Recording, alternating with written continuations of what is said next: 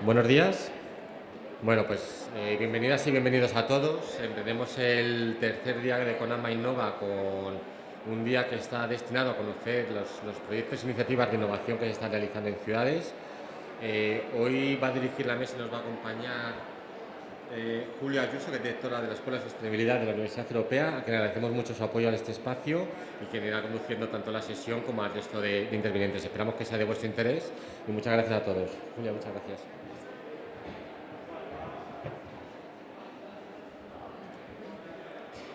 Buenos días a todos y a todas. Bueno, para mí es un placer estar hoy en Conama 2024 moderando esta sesión sobre transformación urbana hacia modelos sostenibles.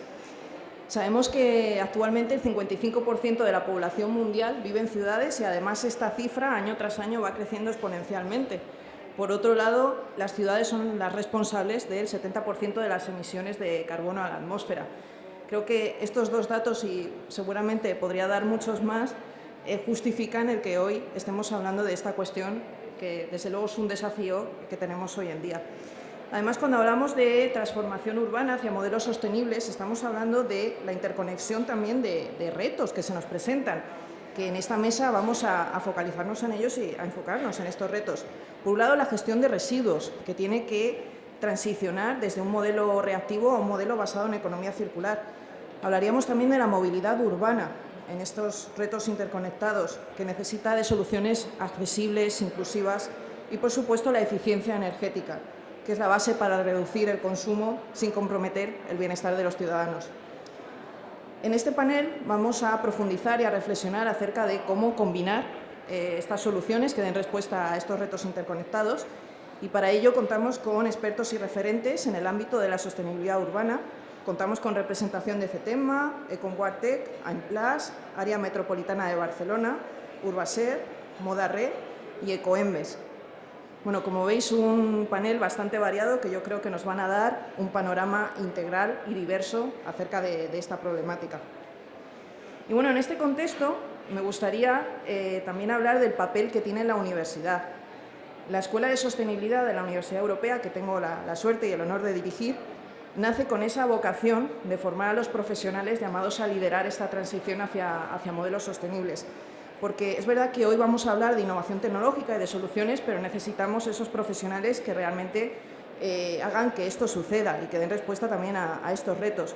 Y además necesitamos que estos profesionales tengan una visión multidisciplinar, que colaboren entre diversas disciplinas, porque sabemos que el reto es complejo y desde luego no se soluciona desde un único ángulo, sino que se soluciona entre todos y entre la colaboración. Me gustaría compartir con vosotros un breve vídeo que muestra en qué consiste la Escuela de Sostenibilidad, la misión, la visión, lo que hacemos allí. Escuela de Sostenibilidad de la Universidad Europea, el primer centro universitario de estas características en España, dedicado a la formación de los profesionales llamados a liderar la revolución de la economía verde. En el marco de los Objetivos de Desarrollo Sostenible, la Agenda Europea 2030 y los 10 principios del Pacto Mundial de las Naciones Unidas, la Escuela de Sostenibilidad se compromete a contribuir de una manera activa en el logro de los objetivos, a través de una educación innovadora y multidisciplinar. En la Escuela de Sostenibilidad apostamos por la colaboración estrecha con organizaciones tanto nacionales e internacionales que nos permiten tener ese pulso de la industria y ofrecer una experiencia inmersiva a los estudiantes. Esto nos ha permitido implementar proyectos de investigación y desarrollo alineados con los ODS y que además contribuyen a una transición justa y sostenible. En la Universidad Europea somos muy conscientes de los desafíos a los que se enfrenta actualmente la sociedad y nuestra misión es formar a los líderes que asumirán este cambio hacia un mundo más justo y sostenible. Con una filosofía de sostenibilidad 360, basada también en nuestro pilar One World, la Universidad Europea lleva más de 10 años comprometida con este enfoque. En 2007 fuimos la primera universidad privada en España en obtener la certificación ISO 14001 de medio ambiente en los 3 campus de Madrid, Valencia y Canarias. Contamos con un campus saludable y con instalaciones de última generación que fortalecen y potencian la formación de nuestros estudiantes, desde laboratorios que incorporan tecnología avanzada hasta centros de innovación donde están ocurriendo proyectos pioneros, pero lo más importante es que estas instalaciones siempre están abiertas y a disposición de nuestros estudiantes. La oferta académica de la Escuela de Sostenibilidad abarca desde gestión ambiental, economía circular, innovación en energías renovables, De manera que en un panorama que es muy cambiante, donde surgen continuamente nuevas oportunidades, nuestros estudiantes tienen un amplio abanico de salidas profesionales, gracias también a esta apuesta por una educación multidisciplinar. Podría citar algunos ejemplos. Nuestros egresados están preparados para asumir el rol de Chief Sustainability Officer, que es un rol estratégico en las corporaciones, incorporando la sostenibilidad en todas las áreas de la empresa, o también podrían estar preparados para emprender en verde, negocios que van desde productos ecológicos hasta proyectos de impacto social. Nuestros aliados en sostenibilidad no son meros nombres en una lista, son empresas que de manera genuina están comprometidos con los estudiantes porque nos lanzan desafíos reales, problemas que ellos tienen encima de la mesa, de manera que los estudiantes trabajan en situaciones, en escenarios reales y proponen soluciones que resuelven problemas de verdad. Además, esta experiencia se ve enriquecida con la mentoría conjunta entre la Escuela de Sostenibilidad y las empresas, de manera que nuestros egresados salen preparados para incorporarse directamente al mercado laboral en puestos relacionados con sostenibilidad. Si como yo piensas que la sostenibilidad es una necesidad y reconoces tanto las oportunidades profesionales como el amplio potencial en este campo, si sientes que tienes la energía y el deseo de explorar lo que la sostenibilidad puede ofrecerte, entonces te estamos esperando en la Escuela de Sostenibilidad de la Universidad Europea, porque aquí no solo aprendemos, aquí transformamos el mundo.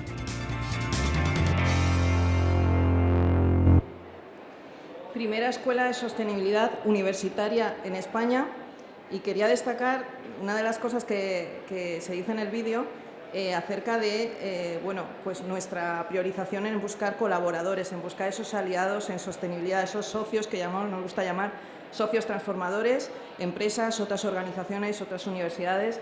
Entonces hoy voy a estar muy atenta a todos los expertos lo que nos vais a contar, porque estoy segura de que vamos a encontrar sinergias y de que luego podremos seguramente hablar de posibles colaboraciones. Así que sin más voy a dar paso a la primera panelista, Laura García, técnico de ESRI España. Cuando quieras, Laura.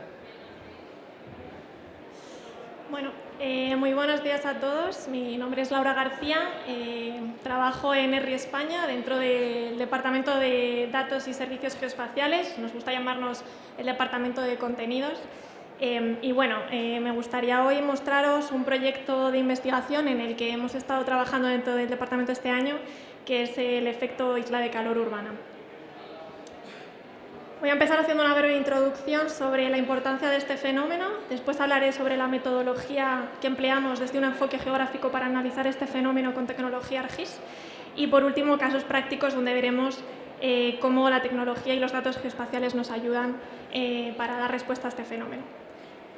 Bueno, el fenómeno isla de calor urbana es un concepto que dice que en nuestras ciudades, en las zonas más densamente pobladas, tenemos una temperatura notablemente superior a la del entorno rural, y esto se produce por diferentes factores. Esta isla de calor es muy relevante porque afecta al funcionamiento de la ciudad, pero sobre todo a la salud de los habitantes. Por tanto, bueno, pues tenerlo, su monitorización y su estudio es muy importante a la hora de tomar decisiones informadas. No os hago ningún spoiler si os digo que la emergencia climática está haciendo que cada vez suframos mayores episodios de olas de calor en los veranos, de noches tórridas, y las personas que tienen patologías o población vulnerable están viendo afectadas sus enfermedades por exposiciones prolongadas a este calor, ¿no? Entonces se están disparando las muertes prematuras debido al calor. El fenómeno de isla de calor urbana es un fenómeno que está recogido en importantes documentos oficiales como el Plan Nacional de Adaptación al Cambio Climático o la Agenda Urbana Española, entre otros. La Agenda Urbana Española, en su objetivo estratégico 3, prevenir y reducir los impactos del cambio climático y mejorar la resiliencia, habla específicamente de que es necesario reducir la isla de calor urbana en nuestras ciudades. Como os he dicho, la aparición de este fenómeno se demuestra que se produce debido a diferentes factores. Y para intentar evaluar mejor el fenómeno, un estudio realizado en 2020 en 41 ciudades del mundo, 35 de ellas europeas, fue capaz de cuantificar o intentó cuantificar qué influencia tenían los diferentes factores en el efecto isla de calor urbana. Como conclusiones, pues bueno, como alta influencia tenían las propiedades de los materiales que conforman nuestras ciudades, nuestras áreas urbanas, ¿no? El hormigón, el ladrillo. También la falta de presencia de vegetación sana. Y como influencia media, pues características que tienen que ver un poco más con la densidad de población, ¿no? Cuanto más población tengamos, pues más más coches tendremos circulando, más aparatos tendremos funcionando, y esto también favorece al fenómeno isla de calor urbana. O cuestiones relacionadas con las características de los edificios y de nuestras calles. Para entender el fenómeno isla de calor urbana, por tanto, es entender que las temperaturas de los materiales, la temperatura superficial de los materiales son especialmente relevantes, porque al final el hormigón o el ladrillo son capaces de retener la radiación solar durante el día y ir soltando este calor por las noches. Y esto es lo que hace que en nuestras ciudades tengamos una temperatura superior y que tengamos estos episodios de noches tórridas tan desagradables. También es importante tener en cuenta, como veremos para hacer un análisis de este factor, que las temperaturas superficiales y las de los materiales y las temperaturas atmosféricas, las del aire, varían mucho durante el día, pero por la noche son muy similares. Por tanto, se hace especialmente relevante el estudio de la isla de calor urbana en horas nocturnas. ¿Qué metodología seguimos? ¿Qué enfoque geográfico realizamos para estudiar este fenómeno isla de calor urbana con tecnología ArcGIS? Pues empezamos utilizando los datos geoespaciales que tenemos de fuentes privadas, pero también en nuestro catálogo Living Atlas of the World, que es el catálogo de datos geoespaciales más extenso del mundo, y donde tenemos datos tan relevantes como pues el catastro o SIOSE. Posteriormente, estos datos son analizados con tecnología ArcGIS, ArcGIS Pro o en la nube con ArcGIS Online, y estos datos, estos análisis, somos capaces de visualizarlos en mapas y de llevarlos a aplicaciones interactivas que permiten difundir los resultados y llegar a todos los agentes implicados en el proceso, ¿no?, de mitigación del fenómeno isla de calor urbana. Como os digo, pues tenemos en ArcGIS Living Atlas muchos datos, ¿no?, desde imágenes satélite que si tienen un sensor térmico son capaces de detectar la temperatura superficial. También tenemos datos climatológicos como las variables bioclimáticas, las predicciones bioclimáticas de WorldClim. Tenemos datos de observaciones de la Tierra como datos hidrográficos o coberturas de suelo de SIOSE, y también datos muy relevantes para el estudio como son el censo de población, datos estadísticos como son el censo de población o el catastro. Estos datos los llevamos a ArcGIS Pro, los analizamos, pues las imágenes satelitales tenemos que elegir, ¿no?, qué imagen queremos de todo el catálogo, aplicar una simbología que nos permita entender esas temperaturas, y también pues, si tenemos puntos de interés podemos realizar análisis de densidad de puntos para sacar conclusiones de patrones de movilidad que luego veremos. Y como os digo, estos mapas que generamos con datos, luego somos capaces de llevarlos a aplicaciones preconfiguradas como este cuadro de mando, ¿no?, donde ya estamos integrando una gran cantidad de datos para mostrar de una forma dinámica y sencilla a los agentes implicados en la toma de decisiones qué riesgo, qué impacto está teniendo la isla de calor en su ciudad. Vamos ahora a ver los casos prácticos, ¿no?, esos datos geoespaciales y esa tecnología ArcGIS en acción. ¿Qué podemos hacer con ellos? Pues, por ejemplo, podemos analizar con datos, en este caso nuestro proveedor Twin, el índice de estrés térmico en nuestras ciudades, ¿no?, en la ocurrencia o número de días al año en los que nuestra ciudad supera los 35 grados. No solo datos históricos, sino también que realizan proyecciones para distintos escenarios climáticos y distintos periodos de tiempo. En ArcGIS Living Atlas también tendríamos los datos de proyecciones bioclimáticas de WorldClim que os he comentado antes, 19 variables bioclimáticas muy relevantes. En el caso de la isla de calor urbana, pues por ejemplo, temperatura media anual, rango medio diurno, temperatura máxima del mes más cálido, todos ellos para también diferentes escenarios climáticos y periodos que aplicados, ¿no?, en un cuadro de mando pues nos permiten entender esas variables de un solo vistazo. A partir de imágenes satelitales con sensores térmicos como Landsat, que tiene una gran resolución espacial, pues podemos generar cuadros de mando donde veamos la temperatura superficial en relación con la cobertura arbórea de nuestro edificio e incluso análisis de cómo es la salud de esa vegetación a partir de los índices de vegetación de diferencia normalizada. A veces necesitamos acceder a datos privados de proveedores que nos dan mayor definición. En este caso, Planet nos ofrece un dato de temperatura superficial con una resolución temporal mayor, ya que tenemos dos imágenes diarias, una de día y otra nocturna. Esto es muy relevante por lo que os he dicho antes. Si tenemos datos de temperatura superficial nocturna, podemos conocer, ¿no? Podemos derivar esa temperatura que estamos teniendo en periodos nocturnos. Y en este caso pues vemos que hay zonas de la ciudad de Sevilla que alcanzan esa temperatura, ¿no? Casi tórrida. Estos datos son de agosto, de un día de agosto. Pero no solamente podemos ver el dato tal cual, sino que lo podemos combinar con otros datos. En este caso combino la temperatura superficial con los datos de cobertura de suelo que nos ofrece SIOS de alta resolución, y lo que puedo visualizar es qué diferencia de temperatura tengo entre las coberturas de cultivos y las coberturas que son edificatorias, ¿no? Pero también, tanto estoy comparando entorno rural con entorno urbano, pero también puedo comparar dentro del entorno urbano esos parques, esas zonas verdes, ¿no? Veis que la diferencia de temperatura que se está registrando es de casi hasta 3 grados. A partir de datos del catastro, también puedo analizar con tecnología ArcGIS la densidad de población en la ciudad, por ejemplo, de Sevilla, ¿no? Detectando dónde hay mayor densidad e incluso las características de los edificios, qué altura tienen, qué antigüedad, qué uso, que como hemos visto también es un factor relevante en el fenómeno isla de calor urbana. Todo esto son factores, ¿no? Para estudiar el fenómeno, pero ¿y si quiero estudiar cómo afecta este fenómeno a mi población, a mi ciudad? Porque la isla de calor urbana tiene impacto en múltiples factores, ¿no? En el microclima local, en ecosistemas, en el incremento del consumo de energía, emisiones contaminantes, en la salud de los habitantes. Pues puedo combinar estos valores con otros datos, por ejemplo, densidad de población vulnerable. Aquí voy a coger y voy a normalizar 3 datos de esos factores que influyen en la isla de calor urbana, como son la temperatura superficial, la densidad de población y la cobertura arbolada, y voy a añadir otro indicador que es la densidad de población vulnerable.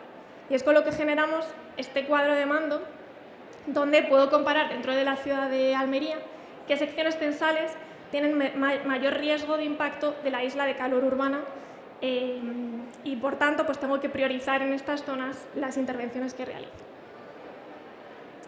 Y una vez que he detectado, ¿no?, qué zonas necesitaría aplicar mis medidas, ¿para qué puedo usar la tecnología ArcGIS para tomar estas medidas? Pues, por ejemplo, puedo generar cuadros de mando donde añada datos climatológicos, datos meteorológicos de la EMET, para facilitar a los técnicos el diseño bioclimático de nuestras ciudades y edificios, ¿no? Intentando que estos edificios pues, sean estén adaptados al clima, ¿no?, de mi ciudad.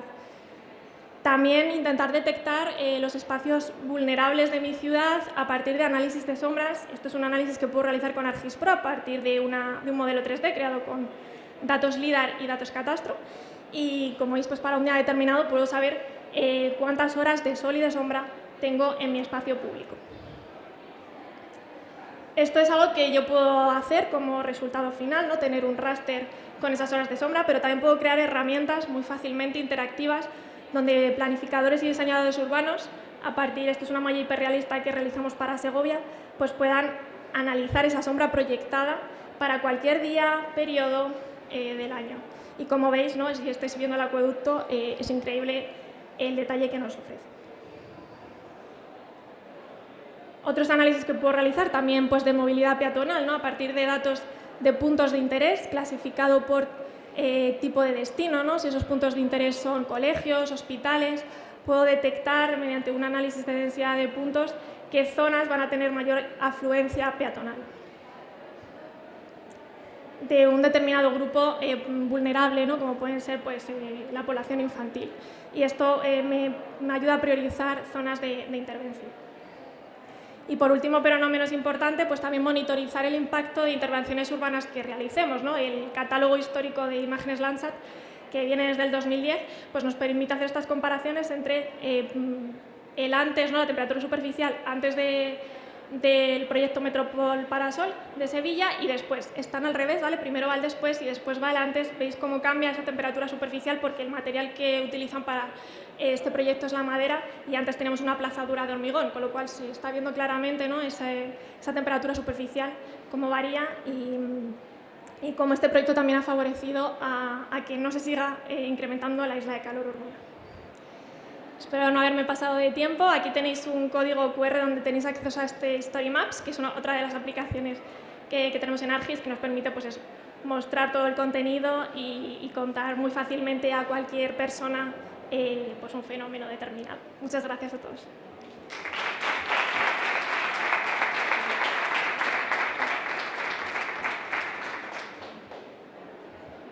Muy bien, pues continuamos con la siguiente intervención. La siguiente intervención, que es de José Martín Soriano Disla, responsable de la Unidad de Sistemas Circulares y coordinador del proyecto HUB en CETEMMA.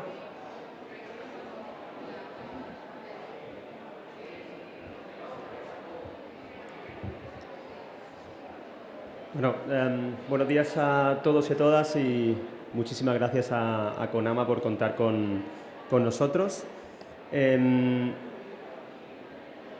Primero, muy brevemente, comentar de dónde vengo. Vengo de CETEMMA, es un centro tecnológico de la energía y medio ambiente. Estamos en Cartagena, en Murcia, y bueno, pues damos servicio a las empresas de la zona y obviamente participamos en proyectos como el que presento hoy aquí sobre temas relacionados con energías renovables, agua, residuos, y recientemente hemos incluido este último de sistemas circulares, que bueno, es la unidad que llevo y que estoy muy orgulloso de ella, y es, digamos, dentro de esta unidad es donde se inserta este proyecto.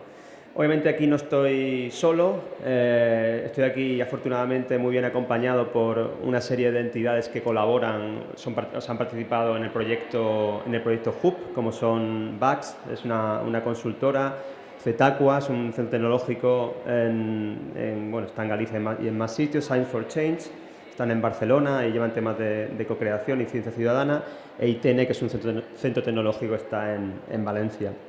Aquí tenéis un poco el índice. Voy a hablar brevemente sobre el proyecto en sí, el proyecto HUB, y destaco, ese es el objetivo principal del proyecto y de esta charla, aquellos elementos clave para atraer inversiones. Esto es un proyecto para apoyar el desarrollo de iniciativas de bioeconomía a nivel urbano, que es el objetivo de esta sesión, y el proyecto se ha volcado de alguna manera en ayudar a esas iniciativas a que encontraran la financiación adecuada.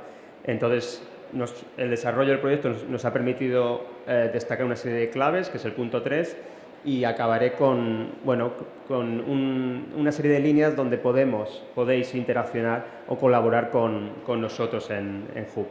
Este es el enfoque de HUB, que es un enfoque, creo que ya es conocido por todos y todas las que estáis aquí, ¿no? Que es un poco ver a una ciudad, una región, como un organismo vivo en el que entra materia, entra energía, es consumida y se genera pues biorresiduos, lodo de depuradora, subproductos tipo restos de café, aceites usados. Entonces la idea es, al menos la del proyecto HUB, es utilizar esos recursos, que para nosotros no son residuos, son recursos, para transformarlos en productos de alto valor y que vuelvan a la ciudad o a la región.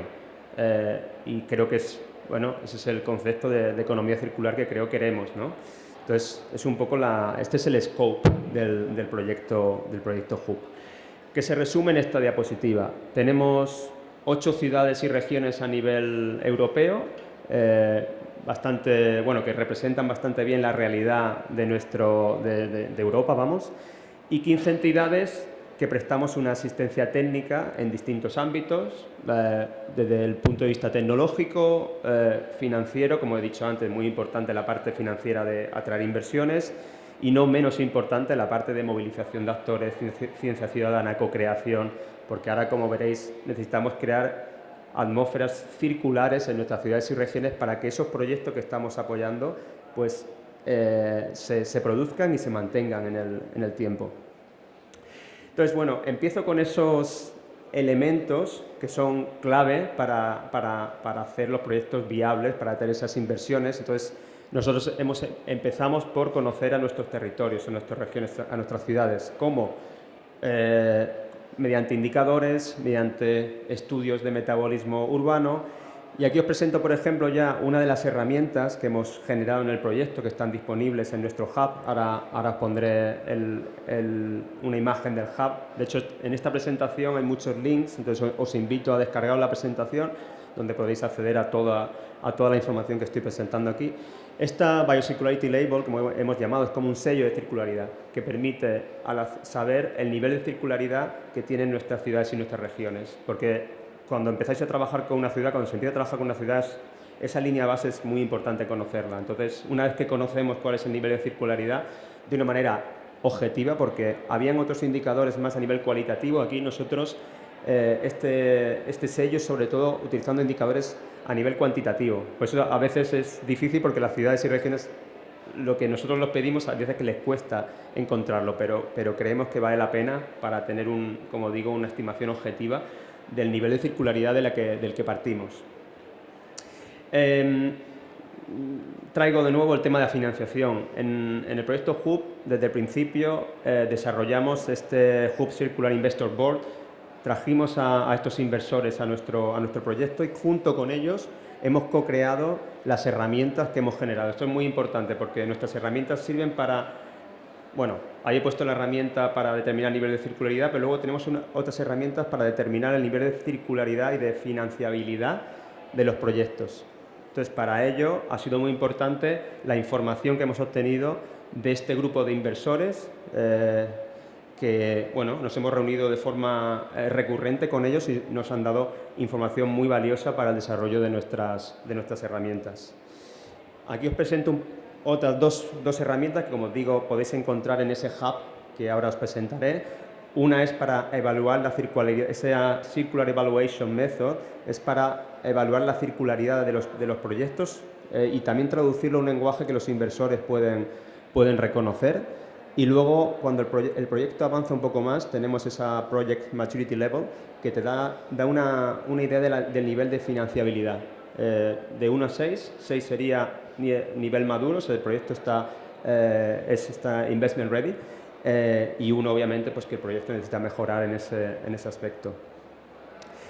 Muy importante el concepto en Hub de la asistencia técnica personalizada. Cada ciudad, cada región es distinta, entonces no valen fórmulas genéricas. Para cada ciudad, para cada región hemos adaptado una forma específica de trabajar y esos han sido un poco los componentes de esa PDA, de las famosas PDA que digamos que desde la CCRI, si conocéis la iniciativa de la Comisión, pues Hub fue un proyecto pionero en ofrecer PDAs en materia de bioeconomía a nivel local. Entonces, bueno, todo esto se hace, ese conocimiento de la ciudad, ese desarrollo de herramientas para elegir los proyectos que se apoyan en cada sitio, ¿no? Y, bueno, nosotros hemos reducido hace falta muchas cosas para desarrollar proyectos, para que los proyectos se lleven a cabo, pero se pueden reducir en estas 3 viabilidades, ¿no? Las 3 Vs que hemos llamado. Obviamente una viabilidad técnica, que funcione el proyecto, pero no menos importante, una viabilidad regulatoria, que el proyecto sea legal, que el bioproducto que está generando sea legal y obviamente que sea rentable. Y si una de estas viabilidades pues falla, no funciona, el proyecto no sigue adelante. Os hablaba antes de atmósferas circulares, de stakeholder engagement, de involucrar a los actores clave. Ha sido fundamental en Hub y antes lo hablaba con mis compañeras, que creo que se ha hecho de una forma adecuada porque se ha desarrollado de forma paralela pero independiente a la parte técnica. Cuando intentamos meter los enfoques sociales junto con la parte técnica no siempre son satisfactorios. En nuestro caso se ha desarrollado casi de forma independiente, digamos que la parte técnica y esta parte más social se iban retroalimentando. Cada cierto tiempo nos íbamos retroalimentando por ambas vías. Entonces, hemos desarrollado muchas iniciativas, por ejemplo, los BioWaste Clubs. En cada ciudad y región, cada una de nuestras 8 ciudades y regiones se ha desarrollado lo que hemos llamado un BioWaste Club, que era un grupo de actores relevantes en las cadenas que se estaban desarrollando, que se reunían de forma recurrente. Se ha desarrollado una app de ciencia ciudadana que ha desarrollado Science for Change, lo tenemos por aquí, tenemos también el stand un poco más allá, o sea, podéis hablar luego con nosotros. Ahí tenemos a Rosa, la CEO de Science for Change, que intentaba, a través de la gamificación, pues concienciar sobre el tema de la recogida selectiva, que para nosotros ha sido muy importante porque si queremos producir productos de alto valor más allá del compostaje, digestión anaerobia, necesitamos materiales de partida de alta calidad. Entonces la separación en origen es fundamental. Entonces la gamificación ha sido bastante importante en nuestro proyecto. Como decía, no menos importante es que todo lo que se genera, en este caso en un proyecto europeo con financiación pública, acabe en un sitio que sea visible para todo el mundo. Y ese es el hub de bioeconomía urbana del proyecto HUB, donde se puede encontrar, pues, por un lado, la network no he hablado de ella, pero la replicabilidad es muy importante en nuestro proyecto. Entonces, hemos desarrollado una red de ciudades, actualmente creo que hay unas 130, interesadas en temas de bioeconomía, interesadas en probar nuestros sellos, nuestras tools. Y bueno, que si también hay representantes de aquí, ciudades y regiones, aún estáis a tiempo de uniros a esta red. En la parte de evaluación, ahí tenéis las herramientas que hemos desarrollado, destacando o recordando la Biocircularity Label para determinar el nivel de circularidad de las ciudades, y luego a nivel proyecto, la parte de madurez y la parte más de circularidad. La parte de Learn contiene lo que llamamos la academia virtual, la Virtual Academy, donde toda la información que hemos generado en el proyecto está ahí metida. Y Get Support es un área donde podéis interaccionar ya con nosotros, con los responsables técnicos del proyecto HUB. Esto me lleva, ya finalizando mi ponencia, a una serie de claves que para nosotros son importantes a la hora de atraer inversiones en bioeconomía circular urbana. Obviamente necesitamos socios, partners que sean expertos en las distintas materias. Hay que conocer muy bien a las ciudades y a las regiones. He presentado antes el tema de indicadores, del nivel de circularidad. Incluir la perspectiva de los inversores desde el principio. Esto es fundamental. Con el desarrollo de las metodologías lo hemos visto, pero si queremos atraer financiación privada, necesitamos que esos inversores pues, vayan conociendo los proyectos desde temprano. Herramientas, ese traje a medida del que hablaba al principio y esas atmósferas circulares con el engagement de los actores clave, con la ciencia ciudadana, con la co-creación, involucrando a todo el mundo, pues resulta fundamental. Y bueno, pues acabo con las formas que tenéis de colaborar con este proyecto, de participar de este proyecto que está prácticamente terminando, no lo he dicho, pero es un proyecto de 4 años y medio y termina ahora en marzo. Entonces estamos en un momento, pues nada, contentos porque estamos compartiendo todo, pero un poco tristes porque se acaba. Entonces queremos que siga. Bueno, podéis acceder al hub que os he dicho. Está abierto, pero si accedéis y os registráis, que es gratuito, podéis acceder a más funcionalidades. Los proyectos, la verdad es que no he tenido tiempo de hablar en esta charla de proyectos, también podéis acceder al portfolio de proyectos que se han desarrollado y que hemos apoyado en cada una de las ciudades y regiones a través de ese link. Por supuesto, evaluar el nivel de circularidad de vuestras ciudades y vuestras regiones, de vuestros proyectos, a través de las 2 herramientas que he presentado. Si queréis formar parte de la red de ciudades y regiones, solicitar, por supuesto, asistencia técnica y, bueno, en general, pues nuestras redes sociales. Y ya estaría. Muchísimas gracias.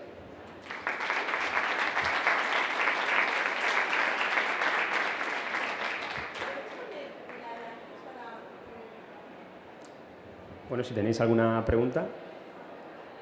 La que tenía ¿Esa?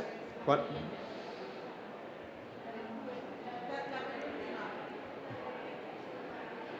Sí, esa es la que...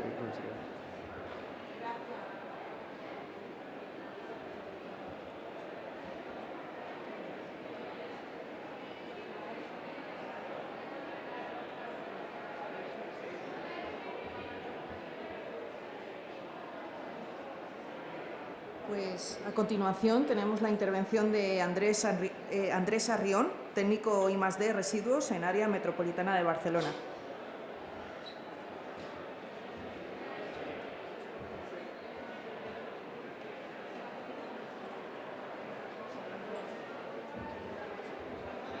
Bueno, buenos días.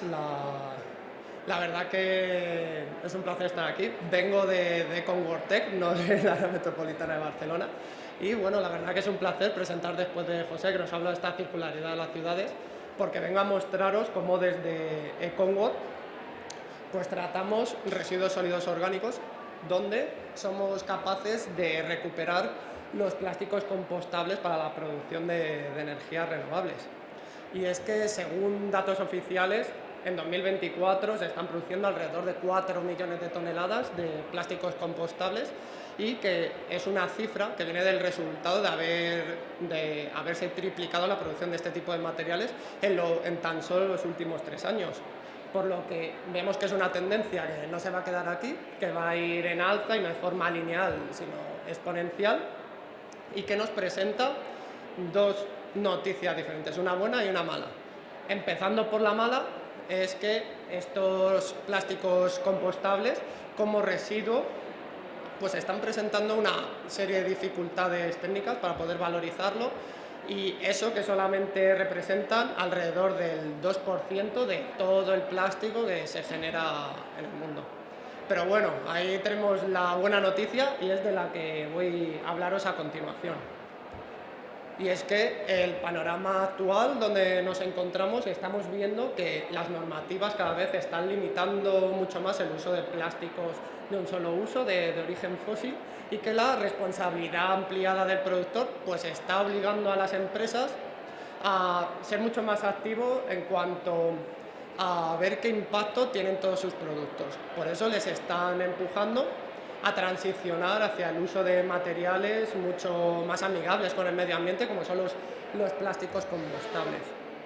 Entonces, bien, nos estamos encontrando con un nuevo producto que va a generar un residuo que necesita ser tratado de forma correcta.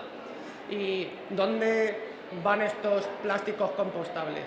Pues bueno, lo más normal es que digas, es compostable, es orgánico, fácil de degradar. Lo he hecho pues en el cubo marrón con el resto de residuos orgánicos. Y ahí es donde nos estamos encontrando con una serie de dificultades en las plantas de tratamiento de este tipo de residuos orgánicos, que suelen ser digestión anaerobia o compostaje, ya que los plásticos compostables, aunque se denominen compostables, la verdad es que necesitan de unas condiciones específicas de temperatura, de humedad y sobre todo de tiempo, que chocan frontalmente con el resto de residuos orgánicos. Por lo tanto, ¿qué es lo que estamos viendo? Que estos residuos, después de todo el proceso de tratamiento biológico, pues permanecen ahí, prácticamente inalterados, y que no acompañan con el resto de residuos. Entonces esto genera un problema, porque en última instancia terminan quedándose en el rechazo que se están generando en las plantas de compostaje. ¿Y que dónde van esos rechazos? Pues a vertedero.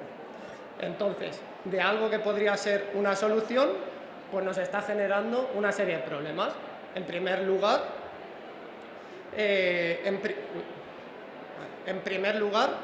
que no estamos siguiendo, no estamos cumpliendo de manera adecuada con la jerarquía de gestión de residuos. En segundo lugar, que no estamos aprovechando este potencial extra que nos pueden dar estos materiales, estos plásticos compostables. Y en tercer lugar, que al terminar en vertedero, pues estos plásticos terminan degradándose biológicamente y nos van a generar una serie de emisiones que se están perdiendo directamente en la atmósfera. Entonces, ¿qué conclusión podemos sacar de aquí? Pues la verdad es que el compostaje no es realmente efectivo para tratar estos plásticos compostables. Ahora bien, ¿cuál es la solución más óptima para tratar estos residuos? Pues la solución más óptima pasa por utilizar un tratamiento térmico. Y si puede ser un tratamiento hidrotermal, como es la hidrólisis térmica, mucho mejor, porque este proceso actúa a altas temperaturas, presiones y en atmósferas húmedas, que son perfectas para transformar estos plásticos compostables junto con el resto de residuos orgánicos, de forma que nos permite obtener un sustrato que es idóneo para poder ser derivado a digestión anaerobia y así producir pues biogás, energías renovables. De esta forma, la hidrólisis térmica pues, nos ofrece varios beneficios. En primer lugar, que ya no es necesario separar estos plásticos compostables del resto de residuos orgánicos, los podemos tratar todos juntos. En segundo lugar, como estamos transformando estos plásticos compostables en un sustrato pues, biológicamente transformable, pues estamos produciendo energías renovables y estamos potenciando la generación de biogás. Y por último, también estamos obteniendo un digestato de mejor calidad que, por ende, nos va a producir un compost de mejor calidad que los anteriores.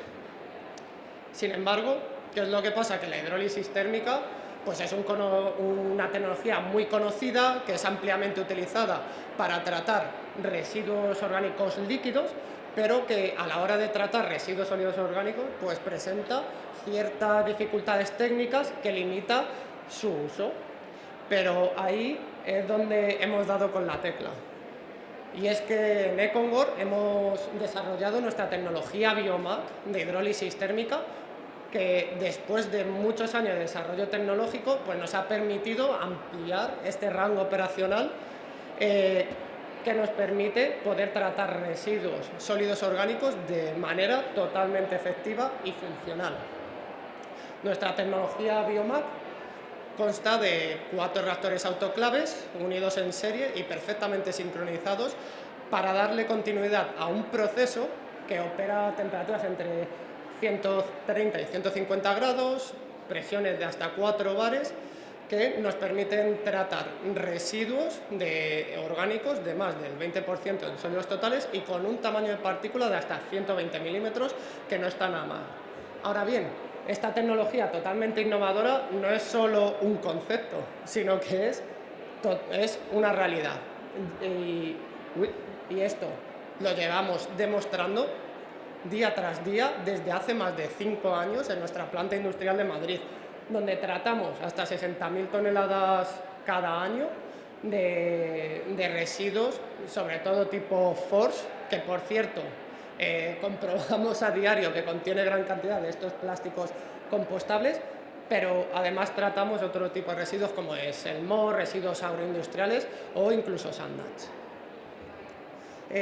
Por lo tanto, volviendo al hilo de esta charla sobre plásticos compostables, pues decidimos poner sobre la mesa nuestra tecnología 100% testeada, 100% probada, al servicio de estas dificultades operacionales en cuanto a estos plásticos compostables. Y por eso decidimos llevar a cabo unas pruebas específicas.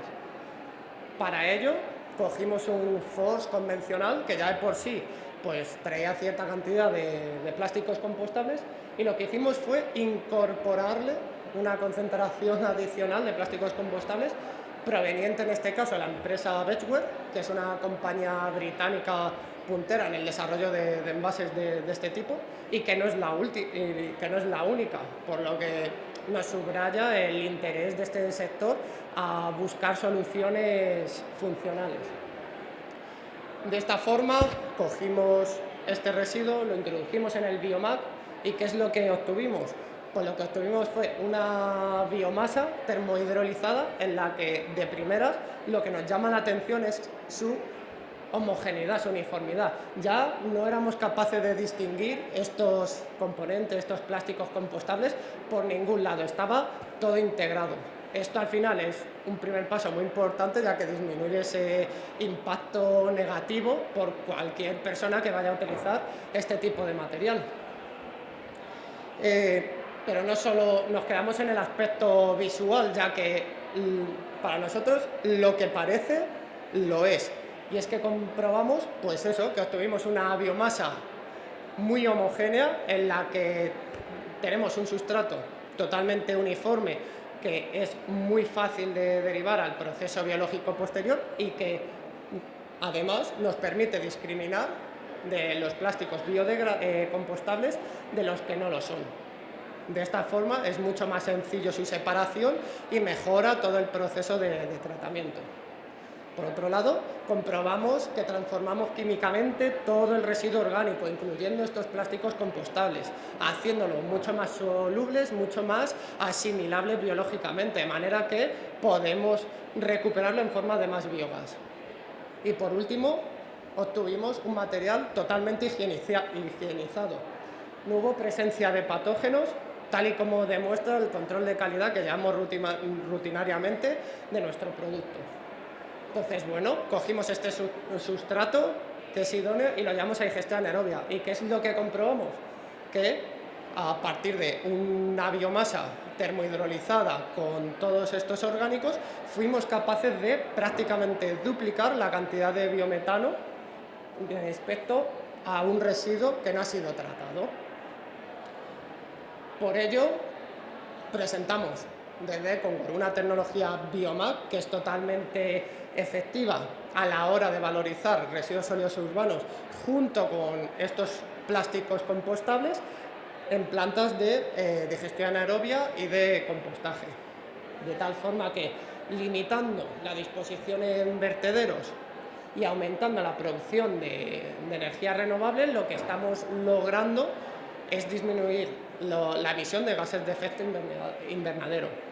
Por otro lado, al reincorporar estos plásticos compostables con el resto de orgánico, lo que estamos haciendo es maximizar la producción de biogás que obtenemos.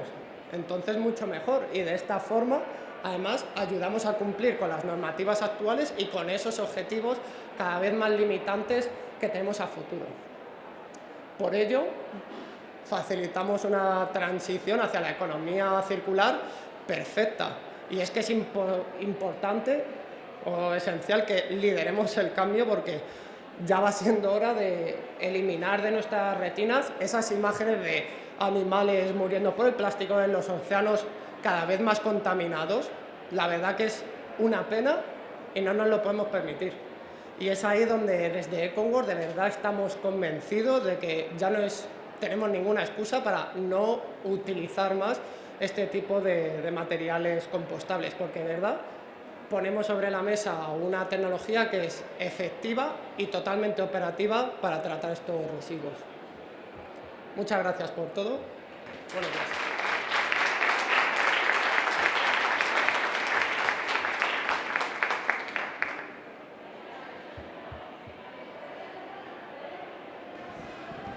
Hola, muchas gracias. Buenos días. Qué guay la presentación y qué bien que ya lo tengáis en funcionamiento. ¿Tenéis tenéis capacidad de ampliarlo y usar más residuos del Ayuntamiento de Madrid, o qué ideas tenéis de cara a futuro?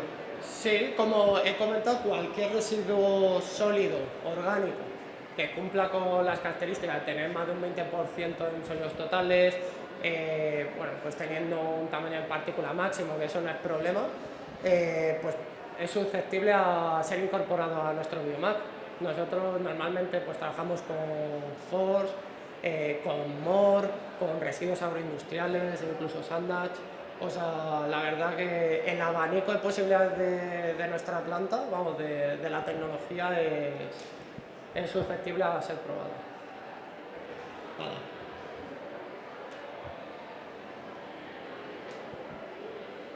Pues después os sale alguna pregunta, algo que queréis consultar, pues estamos abiertos, tanto yo como el resto del equipo, a atenderos sin ningún problema. Gracias. Quiero disculparme porque antes he dicho mal el cargo de Andrés. Como hemos visto, él es ingeniero de procesos I+D+I en Econgor Tech, doctor ingeniero químico, como ha quedado claro en esta ponencia tan interesante y además explicada de una manera tan didáctica. Disculpa, Andrés. A continuación tenemos a Eva Verdejo Andrés, investigadora líder en reciclado y biotecnología de Aimplaza. Hola, muchas gracias.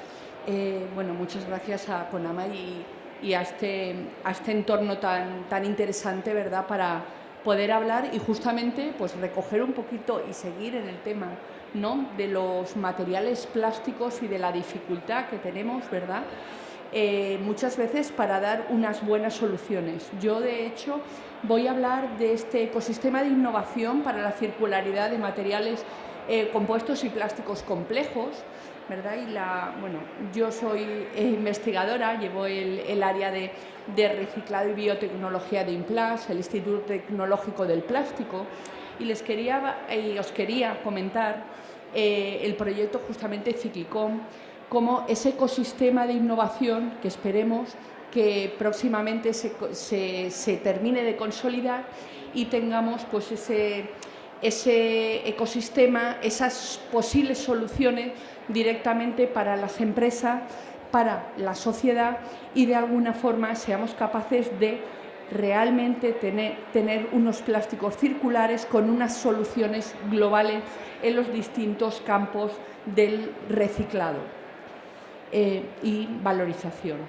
Comentar que este ecosistema procede de un proyecto anterior que trabajamos junto con otros centros tecnológicos que ahora veremos después, ¿verdad?, en esa red Cervera de excelencia en reciclado a nivel nacional, en esa cooperación estratégica en tecnologías para esa economía circular de esos materiales. Hay que tener en cuenta que los materiales plásticos, por supuesto, los productos plásticos deben ser ecodiseñados. Esto, yo lo siento, pero decir esto en el año 2024 me resulta demasiado pobre, ¿verdad? Eso ya lo deberíamos haber hecho desde un principio. Y de hecho ya lo decíamos, los que trabajábamos en medio ambiente hace algunos añitos, pero parecía todo súper lejano. Hoy en día, pues por suerte, parece que ya lo estamos metiendo en nuestro ADN y ya parece, o eso espero, que realmente sea una realidad. De hecho, paseando por aquí, por Conama, ya hemos visto las distintas salas, ¿verdad?, que una de ellas era directamente ese ecodiseño tan necesario. Pero no nos equivoquemos, por mucho que ecodiseñemos, que sigamos ecodiseñando, los diferentes sectores, las diferentes realidades nos están haciendo que realmente sigamos teniendo materiales complejos, o productos multimateriales, productos multicapa, para dar unas propiedades finales importantes. En ese sentido, en ese marco de esa red Cervera de excelencia de reciclado de materiales plásticos, pues nosotros trabajamos en tecnologías de reciclado, ¿verdad?, de esos residuos muy complejos, para posprocesar productos intermedios y al final obtener una realidad de materiales y sustancias que puedan ser otra vez incorporados a los productos plásticos, ¿verdad?, al sector industrial. En ese sentido, trabajamos directamente con diferentes procesos que realmente son complementarios, desde los procesos de reciclado más mecánicos, ¿verdad?, que veríamos más a la izquierda, los procesos más químicos en el punto intermedio de la parte superior, con esos reciclados químicos por sorbólisis, hidrólisis y demás tan importantes que antes pues, el compañero, ¿verdad?, ha comentado alguno, y por la parte inferior con los tratamientos también térmicos, también muy importantes para tratar todos esos residuos mezclados que, por mucho que trabajemos, seguimos teniéndolo. Y a la derecha tenemos esos procesos biotecnológicos que van a complementar a todos estos reciclados, que en muchos casos todavía están, ¿verdad?, alejados de las grandes cantidades de residuos, pero que cada vez los hacen más reales. Y de hecho, un poco con lo que el compañero comentaba, ¿verdad?, esos materiales plásticos compostables que pueden ser una buena opción, no para sustituir a todo, sino para usarse allí donde tenga sentido, ¿vale? No hay que sustituir, hay que seguir construyendo, eso es lo importante. Decir que también hay soluciones de compostabilidad o de tratamiento biológico, ¿vale?, para residuos plásticos que no son del todo compostables. Se puede hacer cosas, ¿vale?, se pueden hacer tratamientos y eso es importante seguir trabajándolo. Bueno, pues a raíz de todos estos tratamientos que se hicieron sobre residuos reales y sobre esa colaboración entre los centros para dar soluciones a los distintos residuos, nace, ¿verdad?, este proyecto, esta entidad, este ecosistema que es Ciclicom, que actualmente, o digamos los socios fundadores, ¿verdad?, están en estos 3 centros tecnológicos, ¿no? Nuestros compañeros vascos del Centro Tecnológico Geiker, ¿verdad?, o nuestros compañeros de Cidaut en Castilla y León, que trabajan de forma conjunta con nosotros desde el punto de vista más, pues eso, más de investigación para seguir dando soluciones reales a las empresas. En ese mismo ecosistema quiero destacar la presencia de 2 entidades importantes, ¿verdad?, muy importantes. Una que es Aclima, que yo creo que los conocéis totalmente, ¿verdad?, ese centro de circularidad, de ambiental, de tecnologías ambientales del País Vasco, que además actúa en todo el territorio nacional, y la Asociación Nacional de Recicladores Plásticos, ANARPLA, que antes teníamos una charla interesante con alguna entidad que ha pasado por nuestra stand aquí, que lo tenemos en el Centro de Innovación, que nos decía bueno, pues que no había muchas empresas recicladoras a nivel nacional. Yo siento decir que me gustaría, bueno, que todos ustedes, que todos vosotros conocierais, ¿verdad?, una asociación como ANARPLA, que tiene más de 100 y pico empresas que se dedican solo al reciclado de estos materiales.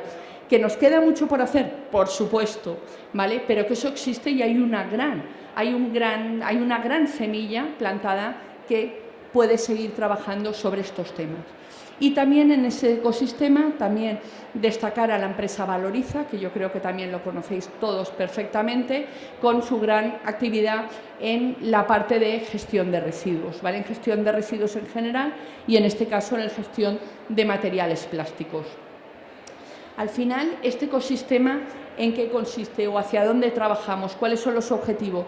Pues al final, no nos equivoquemos, al final es ese impulsar, ese articular, ese trabajar para tener soluciones técnicas de alto valor añadido, con esa viabilidad técnica, ambiental y social que requerimos a todos los residuos plásticos y cumpliendo con toda esa legislación tan fuerte que nos está viniendo en los próximos años. ¿Vale? Hay que adelantarse y hay que seguir avanzando sobre el mismo, y que de alguna forma puede ser un eje de cambio en todo nuestro tejido productivo para que realmente tengamos una economía circular efectiva. En ese sentido, los objetivos específicos de este ecosistema, de este ente que está avanzando de una forma bastante importante, y en eso os invito a todos a conocer este ecosistema, esta entidad, que es Ciclicom, pues lo que pretende es fomentar la colaboración entre los diferentes miembros del ecosistema, aumentar la participación tanto de empresas y organizaciones e intensificar la transferencia de tecnología. Lo que necesitamos es seguir creciendo para dar soluciones transversales para los múltiples sectores productivos estratégicos en la economía española. Yo quiero recordar que al final estos materiales plásticos tan complejos siguen siendo necesarios, no solo en el tema de packaging, que muchas veces nos centramos, ¿verdad?, los materiales plásticos en este sector como el punto principal, pero tenemos que tener en cuenta que actualmente los materiales plásticos, por supuesto, siguen presentes en todo el textil. Yo creo que vamos a hablar luego también de textil, ¿verdad? Están en eléctrico-electrónico, están en automoción, están en energías renovables, están en aeroespacial, y que justamente las características las hacen esa eficiencia energética en muchos de ellos o en esa viabilidad. Es muy difícil destronar o desbancar esos materiales directamente de esos sectores y no tiene ningún sentido porque los impactos ambientales serían mayores. Los que hay que seguir trabajando es en ese codiseño y buscar de verdad un tratamiento posterior que sea adecuado y que sea lógico. Y eso realmente la ciencia y la tecnología es lo que lo debe dar esa solución. En el grupo o en la agrupación, ¿verdad?, Ciclicom, tenemos esa agrupación gestora donde un poco se ve los papeles de cada uno de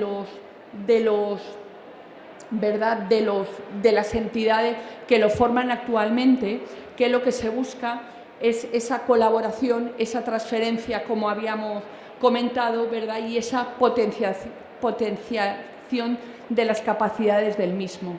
Simplemente, lo que quiero hacer muy breve y abierto siempre a las preguntas, ¿vale? Al final lo que estamos trabajando es en esas actividades de fomento de colaboración, de comercialización y mover esas capacidades para dar esas soluciones reales. Estamos hablando de formación, estamos hablando de servicios y asistencia técnica, estamos hablando de proyectos, estamos hablando de difusión y sensibilización justamente en todos esos tratamientos. Para terminar, una imagen de nuestro centro tecnológico y, bueno, para los que los conocen, bueno, estamos en Valencia, pero simplemente quiero hacer una reflexión. Llevamos 31 años en el sector del plástico, el plástico ha evolucionado mucho.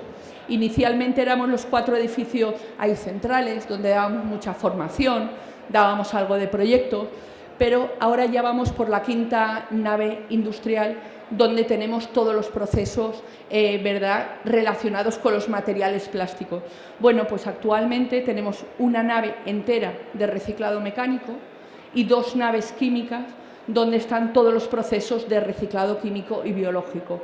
Yo creo que la proporción, lo dicho en Plas como ejemplo de lo que es el sector y un poco del concepto, los plásticos sin reciclado no tiene sentido introducirlos en ningún lado. Por lo tanto, o se trabaja con eso o no seremos jamás circulares. Muchísimas gracias.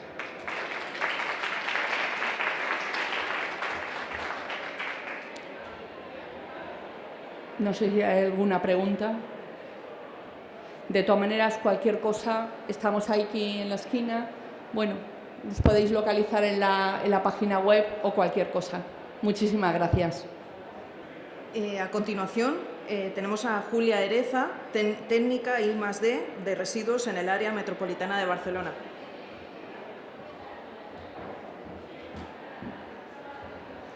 Hola, buenos días, muchas gracias.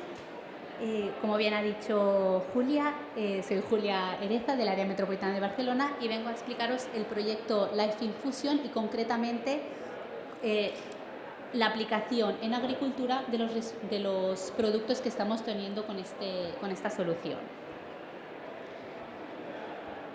Bien, en el mundo se generan alrededor de 2.000 millones de toneladas de residuo sólido urbano al año, una cifra que se espera verse incrementada en un 77% de cara a 2050. En Europa, este residuo municipal, el 37% es recogido, materia orgánica, recogida selectivamente y un 25% todavía es depositado en vertederos. Como bien ha comentado Andrés antes, un sistema muy habitual es del tratamiento de la fracción orgánica, es la digestión anaerobia, ya que es muy eficiente y muy eficaz, permite también tratar grandes cantidades de residuo y además nos permite obtener biogás y un digestato sólido apto para agricultura. Por otro lado, tenemos los depósitos controlados, los vertederos, que aunque es verdad que podemos aprovecharlos y obtener biogás de ellos, como bien dicen las leyes, la legislación, hay que reducir su uso. En ambos casos obtenemos un efluente líquido residual que por su composición es difícil y complejo de tratar.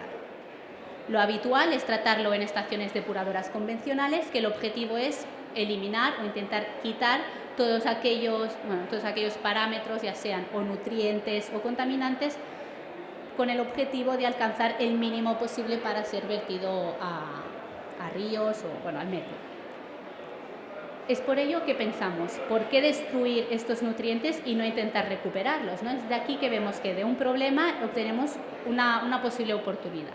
Y es en este contexto en el que nace el proyecto Life Infusion y en el que buscamos sustituir estas edades convencionales por un sistema, una solución más innovadora, cuyo objetivo sea seguir produciendo energía, obtener, recuperar estos nutrientes que puedan ser aplicados a agricultura y también regenerar el agua, para ser también aplicada en agricultura. Es decir, de un residuo encontramos unos recursos de alto valor.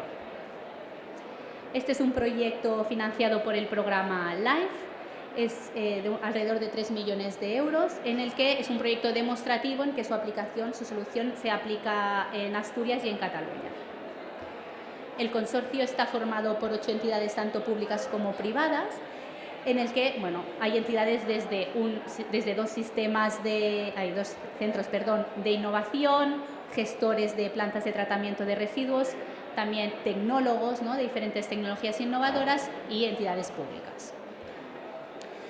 El primer emplazamiento demostrativo en el que se ha testeado la solución Infusion ha sido el Ecopark 2 en Barcelona. Es una planta mecánico-biológica de tratamiento de residuos municipales y en este caso se ha testeado la fracción líquida del digestato. Este piloto demostrativo finalizó en julio de este año y se movió todo el piloto a las instalaciones de gestión de residuos de Cogersa en Gijón, que próximamente, en breves, estarán ya empezando la puesta en marcha de esta segunda demostración. En este segundo demosite lo que se va a testear es el lixiviado del depósito controlado y también la fracción líquida del digestato. Aquí podéis ver una imagen del piloto en el Ecopark 2 en Barcelona y otra en Asturias, en Gijón, en la planta de gestión de residuos de Cogersa. Como podéis ver, es una escala, es de unas dimensiones bastante grandes y es que es un piloto demostrativo a escala semi-industrial. Brevemente un poco, ¿no?, en qué consiste esta solución. Tenemos por una parte un proceso de extracción de volátiles, un stripping, que lo que hacemos es intentar recuperar al máximo los nutrientes, ¿no?, en forma de sales de amonio. Estas sales de amonio pueden ser aplicadas directamente a agricultura. Por otro lado, el efluente sigue el proceso y va a un bioreactor de membranas aerobio termófilo, que aquí los microorganismos lo que hacen es digerir la materia orgánica, por lo que seguimos obteniendo biogás. También producimos este sólido saneado y estabilizado que le llamamos purga, que se puede usar como fertilizante en agricultura. Y después tenemos el permeado, que seguimos tratándolo, ¿no? Entonces, en esta fase pasamos a unos contactores de membrana que intentamos seguir recuperando este amonio en forma de sales de amonio. Y finalmente pasamos por una osmosis inversa con membranas regeneradas para acabar de eliminar todos los patógenos o todo lo que pueda contener el agua, y así obtener un agua regenerada apta también para agricultura. Estas son las diferentes partes del proceso. Entonces en el permeado, en la purga y el agua regenerada lo que vamos a testear, lo que hemos testeado en agricultura. Estos ensayos en el campo agrícola los ha hecho el IRTA en su centro de Cabrils en Barcelona. Entonces, el permeado y la purga se han aplicado al cultivo de lechugas y plantas ornamentales y el agua regenerada a tomateras. Entonces, ahora os voy a explicar un poco en qué han consistido, ¿no?, cuáles han sido los resultados que hemos obtenido. Por un lado, los ensayos de la purga, siempre se hace un control en negativo, ¿no? Miramos a ver el cultivo cómo crece sin añadir ningún fertilizante, un control positivo, que es con un fertilizante sintético convencional, y después en este caso se han hecho dos test, una dilución a 1,10 y una dilución a 1,20 de esta purga. Se ha irrigado manualmente de 2 a 3 veces por semana. Como podéis ver en la imagen, los resultados, ¿no?, claramente el control negativo, pues la lechuga en este caso no llega a desarrollarse prácticamente nada. Después tenemos el control positivo, que para la lechuga sí que ha dado una mayor producción, pero después tenemos que con la concentración 1,10, es decir, irrigando con una mayor concentración de esta purga, vemos que los resultados son realmente buenos, incluso un poco podrían llegar a ser similares a los del control en positivo. De hecho, se vio que podríamos aún incrementar un poco esta concentración. Respecto a los ensayos con el permeado, en este caso también, ¿no?, se hace un control negativo sin fertilizante, un control positivo con un fertilizante convencional y dos tipos de ensayos. Uno con una concentración de amonio de 150 ppm y otra con una de 75, es decir, la mitad, ¿no? En este caso se ha hecho una irrigación en continuo con un sistema de riego convencional. Se vio que los resultados eran muy buenos y que también se podía incrementar esta cantidad de amonio, por lo que se hizo un segundo testeo doblando la concentración a 300 y a 150 ppm. Aquí se ve claramente que también el control en negativo, pues no, la tierra no, es un sustrato, hay que tener en cuenta que es un sustrato bajo en nutrientes para que no se vea afectado el resultado, pero que podéis ver que, no, sé, bueno, no se ve el puntero, bueno, podéis ver que a mayor, no, perdón, es que estaba mirando a ver si podía enfocaros, bueno, que con los a 150 ppm ya se ve una producción bastante elevada, incluso como podéis ver en las gráficas llega a ser un poco superior, ¿no?, al uso del fertilizante sintético convencional.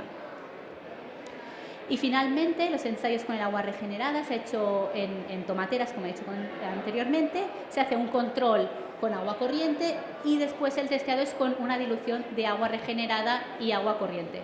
¿Por qué esta dilución? Bien, en el mundo ideal lo que necesitan en el cultivo es una cantidad concreta de, o sea, no puede tener muchas sales el agua, mucha conductividad eléctrica y este agua regenerada es 10 veces, o sea, la conductividad eléctrica es 10 veces superior.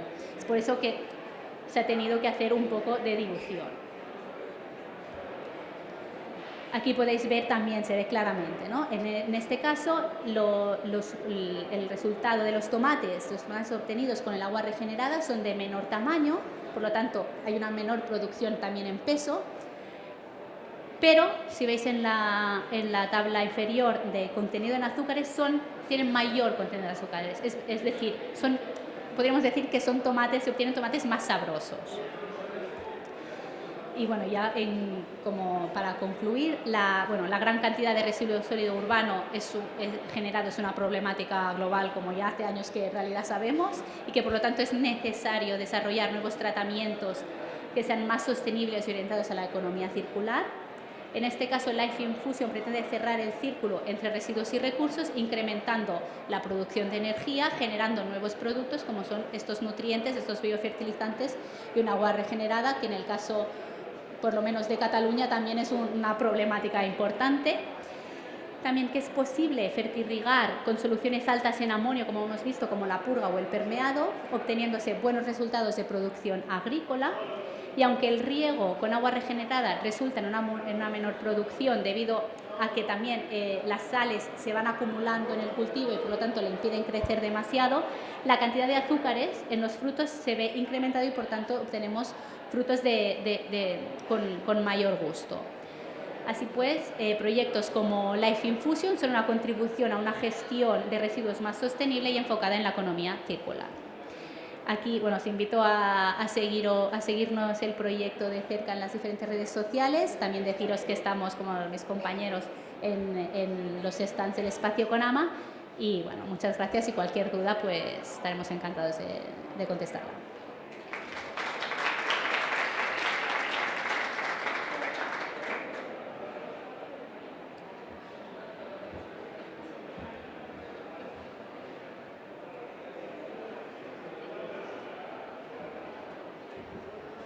Hola, buenos días, Julia. Súper interesante la presentación, porque además es un tema que a mí me toca de cerca, pues durante mi tesis y demás. Y por curiosidad, o sea, ¿el líquido que utilizáis es el permeado, ese rechazo, ese líquido? Sí. Que vemos que funciona muy bien. Aparte de una concentración de amonio elevada que tiene, también contiene el resto de nutrientes esenciales, fósforo, potasio. O sea, ¿es suficiente como para poder fertirrigar estas plantas o es necesario? Hay que tener en cuenta que estos ensayos se han realizado en una zona más de costa. Ajá. Claro, que la tierra también es diferente. Habría que ver un poco en otras zonas cómo podría actuar, ¿no? Pero aún así sí que es verdad que tiene diferentes compuestos. Fósforo tiene, potasio en menos cantidad, pero bueno, funciona, o sea, el resultado es... Sí. O sea, sería parecido. adecuado para seguir utilizando a la larga, va bien para el suelo. Sí. Perfecto. En principio sí. Genial, gracias. Gracias. A continuación doy paso a Laura Brem, técnica de innovación en Urbaser. Hola a todos. Como bien ha dicho Julia, soy Laura Bremvilas y soy gestora de proyectos de innovación en Urbaser. Hoy os vengo a hablar de un proyecto que tiene que ver con la innovación en la gestión de residuos, que es un proyecto que se va a llevar a cabo en la isla de Tenerife. Bueno, entonces, concretamente, el proyecto consiste en el desarrollo de un sistema robotizado de inteligencia artificial para la clasificación y selección de materiales. Como os comentaba, para ponernos un poco más en contexto y saber el porqué del proyecto, lo que quería era daros unas pinceladas de unos datos que lo más probable es que hayáis escuchado ya a lo largo de todo el congreso, que es la cantidad de residuos que va a llegar a vertedero. Entonces, en España, alrededor del 52% de los residuos municipales terminan en el vertedero. Entonces, esta cifra es significativamente superior a la media europea, que ronda el 23%, y está muy lejos del objetivo que ha planteado la Unión Europea para el 2035 de desechar únicamente el 10% de todos los residuos al vertedero. Entonces, este proyecto surge de esta necesidad de desarrollar algún sistema o tecnologías avanzadas que permitan reducir todo este residuo que llega al vertedero. Entonces, aquí pongo la isla de Tenerife porque tenemos una gran ventaja con este proyecto, que es que, como está participando el Cabildo de Tenerife y la UTEN Ibaria, que es la gestora de todo el complejo ambiental de Tenerife, nos permiten desarrollar directamente estas nuevas tecnologías en la planta, con lo cual tenemos esta ventaja del enfoque práctico y directo. Entonces, el objetivo al final del proyecto, ¿cuál es? Es maximizar todo el material que pueda ser reciclado y reducir todo el impacto ambiental, evitando que llegue a vertedero. Vale, entonces, el proyecto es relativamente nuevo, ha empezado en julio de este año y tiene una estimación de unos 4 años de duración. Vale, entonces, la forma que vamos a desarrollar este proyecto es estudiando cuatro etapas, que son las que vienen ahí a la derecha, que es, por un lado, implementar inteligencia artificial y sensores avanzados a 7 separadores ópticos que están en el complejo. Después, aplicar un cerebro inteligente o brain add-on también aplicado a estos sensores ópticos, nuevas herramientas inteligentes de separación y un sistema de análisis de datos que engloba todo el proyecto. Entonces, ahora os voy explicando un poco más en detalle en qué consiste cada etapa. Vale, entonces, la primera etapa de inteligencia artificial y sensores avanzados consiste en implementar estas nuevas tecnologías a los separadores ópticos de la planta. Entonces, así a modo resumen de cómo funciona un separador óptico, por si no lo tenéis todos en mente, es una cinta que lleva todo el residuo de la planta y lo que hace es, por medio de una cámara de visión artificial, emitir una luz de infrarrojo que llega al material. Entonces, en función de cómo el material absorbe o refleja esta luz, la cámara artificial es capaz de identificar qué componentes o cuál es la composición química del material, y así identificarlo y poderlo después enviar una señal a un sistema de aire comprimido que sopla el material y así lo separa de la cinta. Es el sistema convencional que tenemos ahora mismo en la planta. Entonces, con la implementación de esta inteligencia artificial y nuevos sensores, lo que queremos es, por un lado, mejorar la precisión y la clasificación, que esto, al final, la inteligencia artificial es capaz de entender cómo funciona e ir aprendiendo poco a poco, entonces es capaz de autogestionarse en situaciones complejas. Por ejemplo, que el residuo venga mezclado y que sea difícil de identificar, con la inteligencia artificial se irá entrenando para poder estar en esos sitios. Después, tendremos una mejora en el aprendizaje continuo, porque también lo que nos favorece la inteligencia artificial es que puede aprender, y en el caso de que se haya producido cualquier tipo de error separando un residuo donde no tocaba, la inteligencia artificial será capaz de aprender de este error y no volver a cometerlo, que esto es otra ventaja. Otra ventaja de este nuevo sistema es que está en el análisis predictivo y mantenimiento preventivo. Esto es muy importante porque todos los sensores que se están implementando, que tienen mayor capacidad que el que tenemos actualmente, lo que va a hacer es analizar los datos en tiempo real y va a ser capaz de estimar o prevenir si se va a producir algún tipo de error en la planta, ya sea que está vibrando demasiado, que va demasiado rápido, que hay demasiado flujo que va a entrar de una. Entonces, la inteligencia artificial, con todo este análisis constante, va a ser capaz de ajustar los parámetros de la planta para evitar cualquier tipo de error. Que esto va relacionado con la utilización en tiempo real. Al final va a ser capaz de identificar qué es lo que va a entrar y en función de esto modificar los parámetros del equipo para separar mejor, o sea, ya con más potencia, menos o lo que necesite. Otra mejora que se va a implementar con este complemento es la gestión remota y análisis de datos. Al final, asociado a estos sensores, va a haber esta gestión de análisis de datos en tiempo real y la gestión diferida, que quiere decir que los operadores van a ser capaces de gestionar toda la planta de forma remota, lo cual es una mejora también. Vale. Después, otro complemento que se va a asociar también a los separadores ópticos va a ser el cerebro inteligente o el Brain Add-on. Entonces, ¿esto en qué consiste? O sea, por un lado tendríamos, el Brain Add-on consiste en integrar una cámara de visión artificial con el aprendizaje profundo o Deep Learning. Entonces, si recordáis, con el separador óptico a día de hoy lo que se hace es una cámara de visión artificial que emite en el espectro visible infrarrojo. Entonces, con este cerebro inteligente lo que hacemos es sustituir el espectro de visión infrarrojo con visión de luz visible, con el espectro, que ese es el espectro que utilizamos nosotros los humanos. Entonces, el óptico va a ser capaz de identificar no solo la composición química del material, sino también el color, la textura y la forma.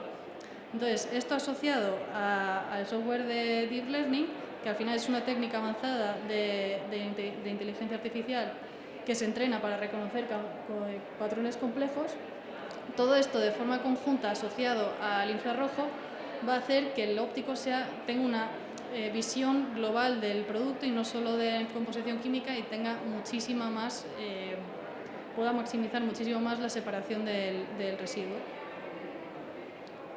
Vale. Después tenemos otro complemento más que también se va a instalar en el complejo ambiental, que son 3 sistemas inteligentes nuevos. Estos están proporcionados por el proveedor que es PicVisa, que está desarrollando estas nuevas tecnologías. Entonces, primero tenemos el robot selector inteligente, que es el que aparece aquí a la izquierda, que es un equipo súper novedoso que tiene un brazo robótico que lo que hace es recoger todo el residuo que no haya podido separar el separador óptico. Esto se va a poner en el flujo de rechazo, de tal forma que todo lo que no se haya separado porque tiene una forma redonda o porque tiene una composición que no sea óptima para el separador, pase a través de este equipo y de esta forma sea capaz de extraer todo lo que no se ha podido extraer antes. Y así también favorecemos el reciclaje de todos los componentes. Y después también vamos a implementar un analizador de flujo y asistente visual avanzado, que son 2 nuevas herramientas que se complementan, que se van a instalar en la fase final de todo el proceso de gestión de residuos, que es el control de calidad. Entonces, por un lado tenemos el analizador de flujo, que lo que va a hacer es escanear todo el residuo que pase por la cinta, y después tenemos el asistente visual avanzado, que es un equipo que le permite al operario que hace esta clasificación manual tener una imagen detallada de lo que está pasando por debajo, o sea, por medio de realidad aumentada, que es como aparece en la parte de abajo. Entonces, el operario podrá ver en una pantalla esta realidad y tendrá mayor capacidad de extraer todos los componentes que todavía sean valiosos. Por último, tenemos el sistema de análisis de datos o Data Web Plus y Web App, que simplemente consiste en el cerebro inteligente de toda la organización. Entonces, en este Data Plus y Web App se van a recoger todos los datos de todos los equipos que tengan inteligencia artificial.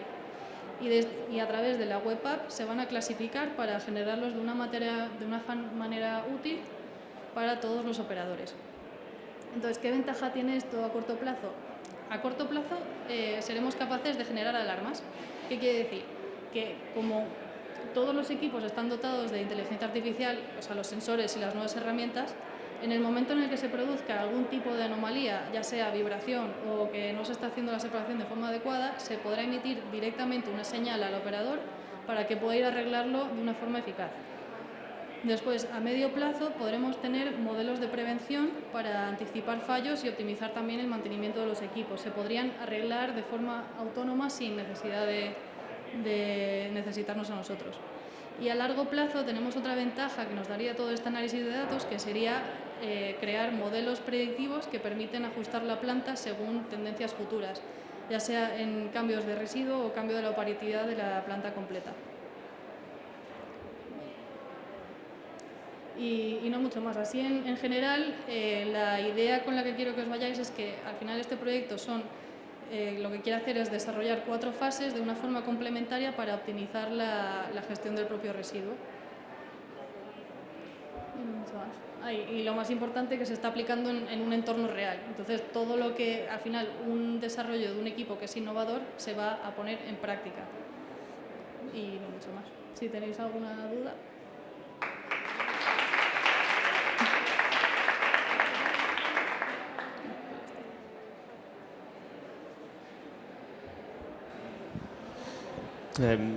Bueno, enhorabuena por tu presentación, súper interesante y súper necesario. Estaba pensando, esto en principio lo vais a probar con la bolsa de resto, con la fracción resto, ¿entiendo? Sí.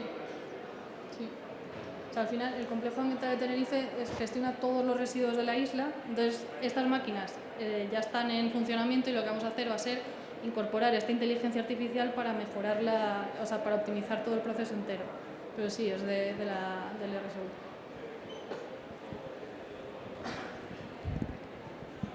Hola Laura, la verdad que una pasada presentación y el cómo ver que la inteligencia artificial ha llegado para quedarse y se aplica de estas formas tan chulas.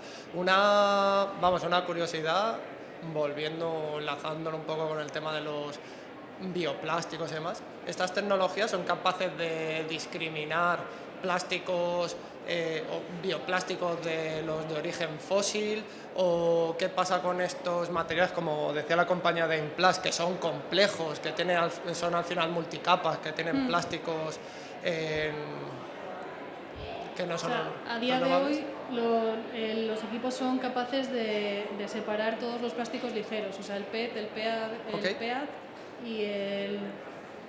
¿cómo se llamaba? El que es biodegradable, el CBA. Es capaz de distinguir esos, el resto ahora mismo llega a vertedero. Entonces, esos son los que separan y los que después llevaríamos a valorizar. Ah, perfecto. Pero que sería susceptible al final de ir mejorando. Sí, o sea, esto el al final es learning. un proyecto de 4 años, entonces intentaremos mejorar todo el proceso. Qué bueno. Sí. Bueno, enhorabuena. Hola Laura, me interesaría saber el fabricante de ese tipo de cámaras, ¿sabrías decírmelo? A día de hoy estamos colaborando con Picvisa. O sea, esa tecnología es suya y la estamos desarrollando de una forma conjunta. Que es el fabricante de la máquina completa, ¿no? Sí. De todo el entorno. Vale, muchas gracias. Muy bien, seguimos hablando de circularidad, ahora con José María Faro, director de Circularidad y Reciclaje en Modarre. Muy bien, pues muchas gracias. El título de mi ponencia es Circularidad en el residuo textil y voy a hablar de 2 proyectos en concreto que se llaman The Post Fiber y Lupamid. Mi presentación la voy a desarrollar en 3 diferentes aspectos. Primero contextualizaré y os explicaré qué es el grupo Modarre, y luego ya en concreto, en detalle, los proyectos de The Post Fiber y Lupamid. Todos conocemos y hemos visto imágenes del desierto de Atacama, de playas llenas de montones de ropa. Esto es, como todos sabemos, un desastre medioambiental, pero también es un desaprovechamiento de recursos muy valiosos. Sabemos, por estudios que existen, que hoy en día solo se recicla un 1% de la ropa postconsumo, es decir, aquella que no utilizamos más, y se prevé que en los próximos años esta fracción de residuo postconsumo reciclado crezca hasta entre el 15 y el 20%, según estudios de la Fundación Ellen MacArthur y McKinsey.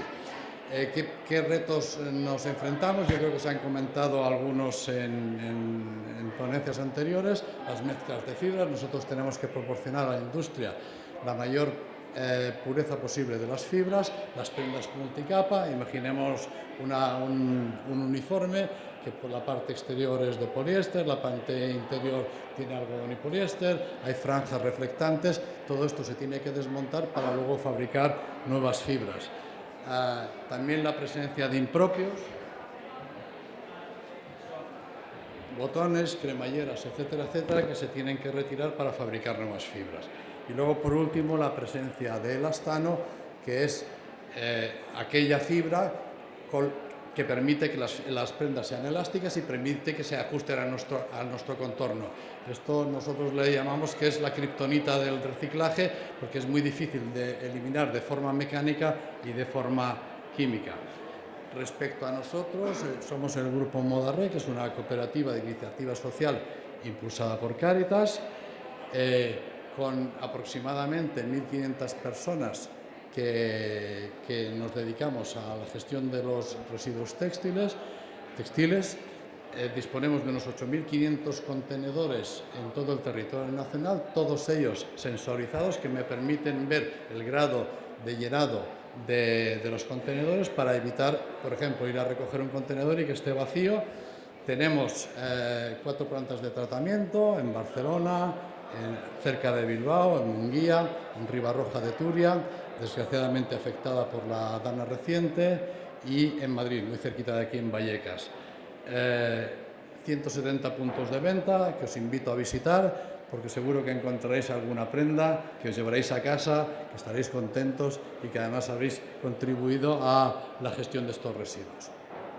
Respecto al proyecto de Postfiber, es un proyecto que pretende dar una solución, un modelo de transición a un modelo circular y enfocado fundamentalmente en la gestión de textiles postconsumo. Los textiles postconsumo, vuelvo a repetir, son aquellos textiles que nosotros desechamos y que depositamos en los contenedores. Este proyecto se desarrolla con entre cuatro empresas, ahora os daré un poco los detalles de qué hace cada empresa, y lo que aportan estas empresas es su experiencia y su capacidad innovativa.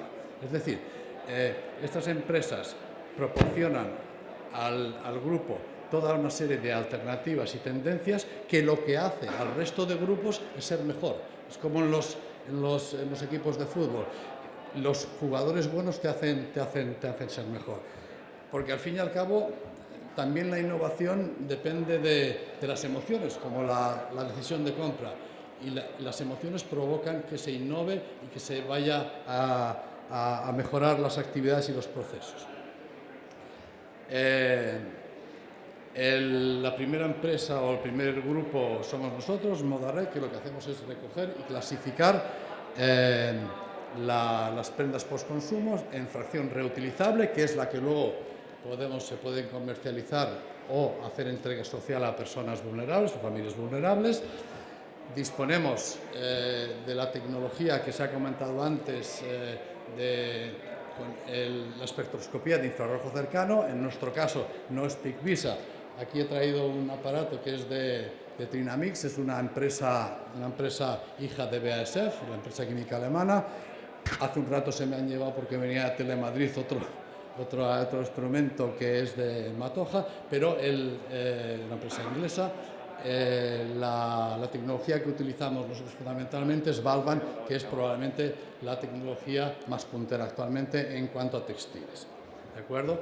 Luego tenemos a la empresa Margasa, es esta que hay en segunda posición, es fabricante de maquinaria para el reciclado textil y aporta al grupo una tecnología única para la eliminación de impropios, de una manera automática. Hasta ahora la eliminación de estos impropios se hace de una forma semimanual, no con tijeras, pero casi. Como os podéis imaginar, la productividad es muy pequeña y el coste enorme. Entonces, la maquinaria va a proporcionar la facilidad de hacerlo esto de forma automática y luego la apertura de estos hilos finos. Esto es un reciclado mecánico, se hace con unos cilindros inmensos como esto, con miles de puntas, que lo que hacen es desfibrar, abrir las fibras, ¿de acuerdo? Luego contamos con la experiencia de Textil Santanderina, es la tercera empresa, que tiene una experiencia de décadas de producir hilos, digamos, y tejidos. En este caso, lo que aporta Textil Santanderina es hilos de alta resistencia y menor fibrilación. Y por fin, Halotex, que es un fabricante de prendas para los grandes retailers, que lo que aporta es todo este conocimiento enfocado al ecodiseño. Es decir, incorporar todos estos materiales en nuevas prendas. Aquí hemos traído unos cuantos ejemplos. Todas estas prendas que veis allí, excepto la negra, se han producido, digamos, con este sistema, y todas tienen un componente en fibra postconsumo reciclado, en este caso algodón, que puede ir del 10 hasta el 20%. El sistema es de producción es una recolección de la materia prima en los contenedores que vosotros conocéis, el sorting, es decir, la clasificación entre otros con las herramientas de infrarrojo cercano, se corta en pequeños trocitos y luego se produce al proceso de dismantling o desinsertado. Se fabrica la fibra reciclada. Los que no conocéis, pues tiene esta pinta, algodonosa, esto es algodón en este caso, y a partir de aquí producción de hilos, tejidos y las prendas que se comercializan. El segundo proyecto es el llamado Lupamid, que ha sido liderado por BASF, que es una de las grandes, si no la más grande, industria química a nivel mundial, y Inditex, que no hace falta que os explique quién es. Entonces, lo que se ha conseguido aquí es, a través de un reciclado químico, es decir, a través de esos residuos que nos llegan de los contenedores, se selecciona la poliamida, en este caso 6, lo cual no es fácil.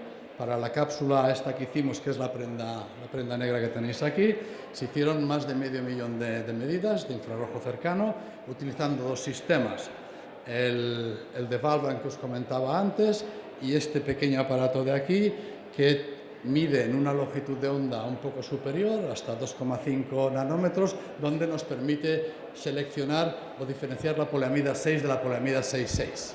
¿De acuerdo? La poliamida es el nylon. ¿De acuerdo? Entonces, en estas empresas, en este proyecto, aparte de BASF e Inditex, han participado grandes fabricantes, pues, por ejemplo, de cremallera, Yoshida IKK, Velcro, que hizo los velcros, el fabricante de hilo de coser, el fabricante de relleno, el fabricante de tejido. Quiere decir que esta prenda es 100% hecha, absolutamente todo, de poliamida 6. Todo, absolutamente todo. Con lo cual nos evitamos eso que comentábamos antes, que hay que identificarlo, hay que separar los componentes, etcétera, etcétera. La cremallera, los velcros, los corchetes, el hilo de coser, todo, absolutamente todo, es de poliamida 6. ¿Qué es lo que implica esto? Que, dicho de una manera muy sencilla, esta prenda, una vez ha llegado al fin de su vida útil, se puede reciclar completamente sin ningún tipo de problemas. Y el reciclaje se hace desde el químico. El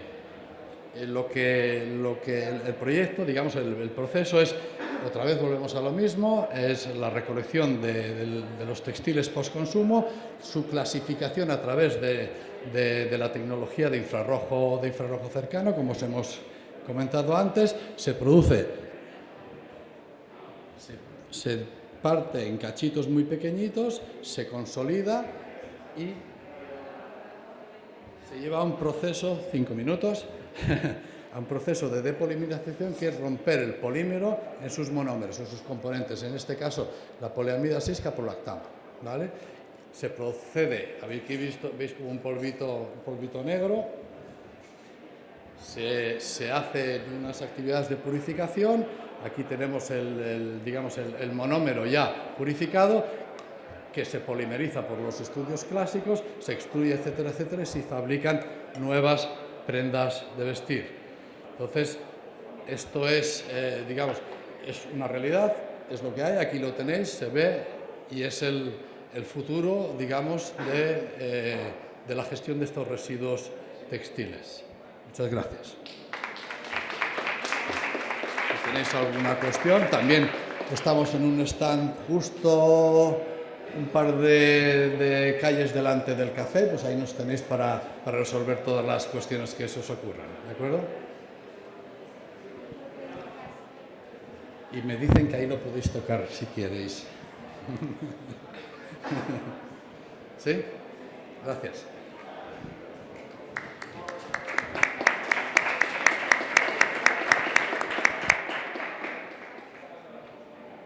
Muy bien, vamos con la última ponencia de hoy.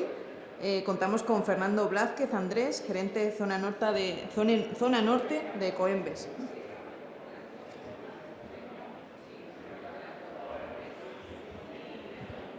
Hola, muy buenos días. Muchas gracias a Conama por invitar a Ecoembes a participar en esta mesa. Gracias también a todos los que estáis aquí escuchándonos. Y bueno, la verdad es que un placer, ¿vale?, estar aquí con vosotros. Os voy a hablar sobre cómo en Ecoembes estamos utilizando la inteligencia artificial para mejorar la recogida selectiva, ¿vale? Para mejorar lo que es la aportación, ¿vale? Sabéis, los que estáis medios en el mundo del residuo, sabéis que la aportación son los envases, en este caso relativos a Ecoembes, que estamos depositando en los contenedores amarillos o en los contenedores azules, ¿vale? Eso es la aportación y eso es lo que queremos mejorar a través de una herramienta que estamos creando y es la que me gustaría compartir con vosotros. ¿Qué objetivos tiene esta herramienta? Bueno, pues como veis, para empezar, incrementar los objetivos, digamos, las cantidades de envases recogidas de manera selectiva y, por ende, digamos, las cantidades recicladas. También para los que sois un poco ajenos al sector, recogida selectiva, todo lo que cada uno de nosotros, como buenos ciudadanos, depositamos en el contenedor amarillo, en el azul, en el marrón, en el de textil, ¿vale? Eso sería, o en el de vidrio, por ejemplo. En relación a las cantidades recicladas, pues esas cantidades que depositamos en esos contenedores van a unas instalaciones de recuperación como las que hemos visto antes, que nos comentaban de Tenerife, ahí se separan y digamos que una cosa que son residuos pasan a convertirse en recursos, ¿vale? Entonces eso es lo que vamos a tratar de mejorar con esta herramienta de aportación. Y muy importante también como objetivo de la herramienta, queremos cumplir con todos los objetivos de recogida separada y reciclado que marca el Real Decreto de Envases en estos momentos o aquellos que pudieran venir en el futuro, ¿vale? Sabéis que hay reglamentos en la Unión Europea que van a llegar, pues queremos cumplir con esta herramienta, digamos, todos esos objetivos y todas esas consideraciones que aparezcan en la ley. Bien, ¿por qué tenemos que cumplir con los objetivos? Antes de meterme con lo que es la propia herramienta, ¿vale? Porque a veces yo creo que nos perdemos un poco en los temas técnicos y no vemos el porqué, ¿no? Pues aquí hay un elemento claro. Para empezar, porque sí o sí tenemos que cumplir con la legislación vigente, ¿vale? No podemos estar fuera. Entonces, fundamental cumplir con esos objetivos. Por evitar sanciones, si al final incumplimos, la Unión Europea va a empezar por conducto reglamentario a sancionarnos, ¿vale? Empezará sancionando al Reino de España, España dirá a ver qué comunidad autónoma incumple, ¿vale? Y la comunidad autónoma buscará también responsables dentro de sus propias entidades, ¿vale? Con lo cual al final irá cayendo, por decirlo así, la multa de arriba abajo. Entonces lo que tenemos que tratar es de evitar que esa multa llegue, tenemos que cumplir, ¿vale? Tenemos que evitar esas sanciones, ya no solo por el tema de la sanción en sí, sino también porque nos pongan la cara colorada, ¿vale? Desde la Unión Europea, tenemos que evitarlo, ¿vale? Y además podemos hacerlo, que es la parte importante. También muy importante para las entidades, administraciones públicas, ¿no? Si incrementamos la aportación, si incrementamos la recogida separada, vamos a reducir los costes que estas administraciones nos trasladan a todos como ciudadanos. Entonces, sabéis que lo que va, y me centro aquí ya en lo que hace Ecoembes, más el contenedor amarillo, más el contenedor azul, lo que va a esos dos contenedores, digamos que no cuesta, ¿vale? Por el convenio que tenemos suscrito con las comunidades autónomas, esa parte se sufraga íntegramente desde Ecoembes. La parte que va a la fracción resto ya es otra cosa, ¿vale? Esa, digamos, que tiene un coste para las entidades locales que al final nos repercuten a nosotros, digamos, vía tasa de residuos, ¿vale? Así que, bueno, pues parte económica también importante. Y, bueno, finalmente, y no por ello menos importante, la parte ambiental, ¿no? Todo este tema lo hacemos por un tema ambiental. Entonces, ¿qué es lo que queremos? Pues, evidentemente, incrementar la aportación para evitar buscar nuevos recursos, ¿vale? Porque los recursos ya los tenemos en nuestros residuos. Queremos ahorrar agua, queremos ahorrar energía. También, para daros un par de cifras, deciros que, por ejemplo, el año pasado, con los envases que se reciclaron por parte de Ecoembes, pues se ahorró agua con la que podríamos haber abastecido a Santander durante 2 años y medio, o se ahorró energía con la que podríamos iluminar todos los hogares de Cantabria en 15. O sea que hay una relación directa entre reciclado y medio ambiente. Y también ha salido hoy aquí Si somos capaces de ir por el contenedor de recogida separada, nuestros vertederos van a tener mucha mayor vida útil, ¿vale? Que es un tema también fundamental. O sea, que somos capaces de transformar residuos en recursos y somos capaces también bueno, pues de hacer economía circular, que también es importante. Bueno, en relación a la propia herramienta, ¿no? La herramienta propiamente dicha, pues deciros que la herramienta de aportación, como veis, es una herramienta de Big Data que tiene como fin el uso por parte de las comunidades autónomas y de las entidades locales, ¿vale? De las entidades que gestionan los residuos. Importante, incorporar las últimas tecnologías disponibles, incluyendo inteligencia artificial, como veis ahí, y modelos predictivos Machine Learning. ¿Vale? La idea es que cuando una entidad quiera incrementar sus ratios de recogida separada, le pregunta a esta herramienta qué puede hacer y la herramienta, en base a lo que han hecho otros municipios, otras unidades de gestión, otras entidades, le responde diciendo, pues mira, en tu caso, esto es lo que tienes que hacer. Esto y te va a suponer esto, este retorno, ¿vale? Ahora veremos un poco cómo se organiza.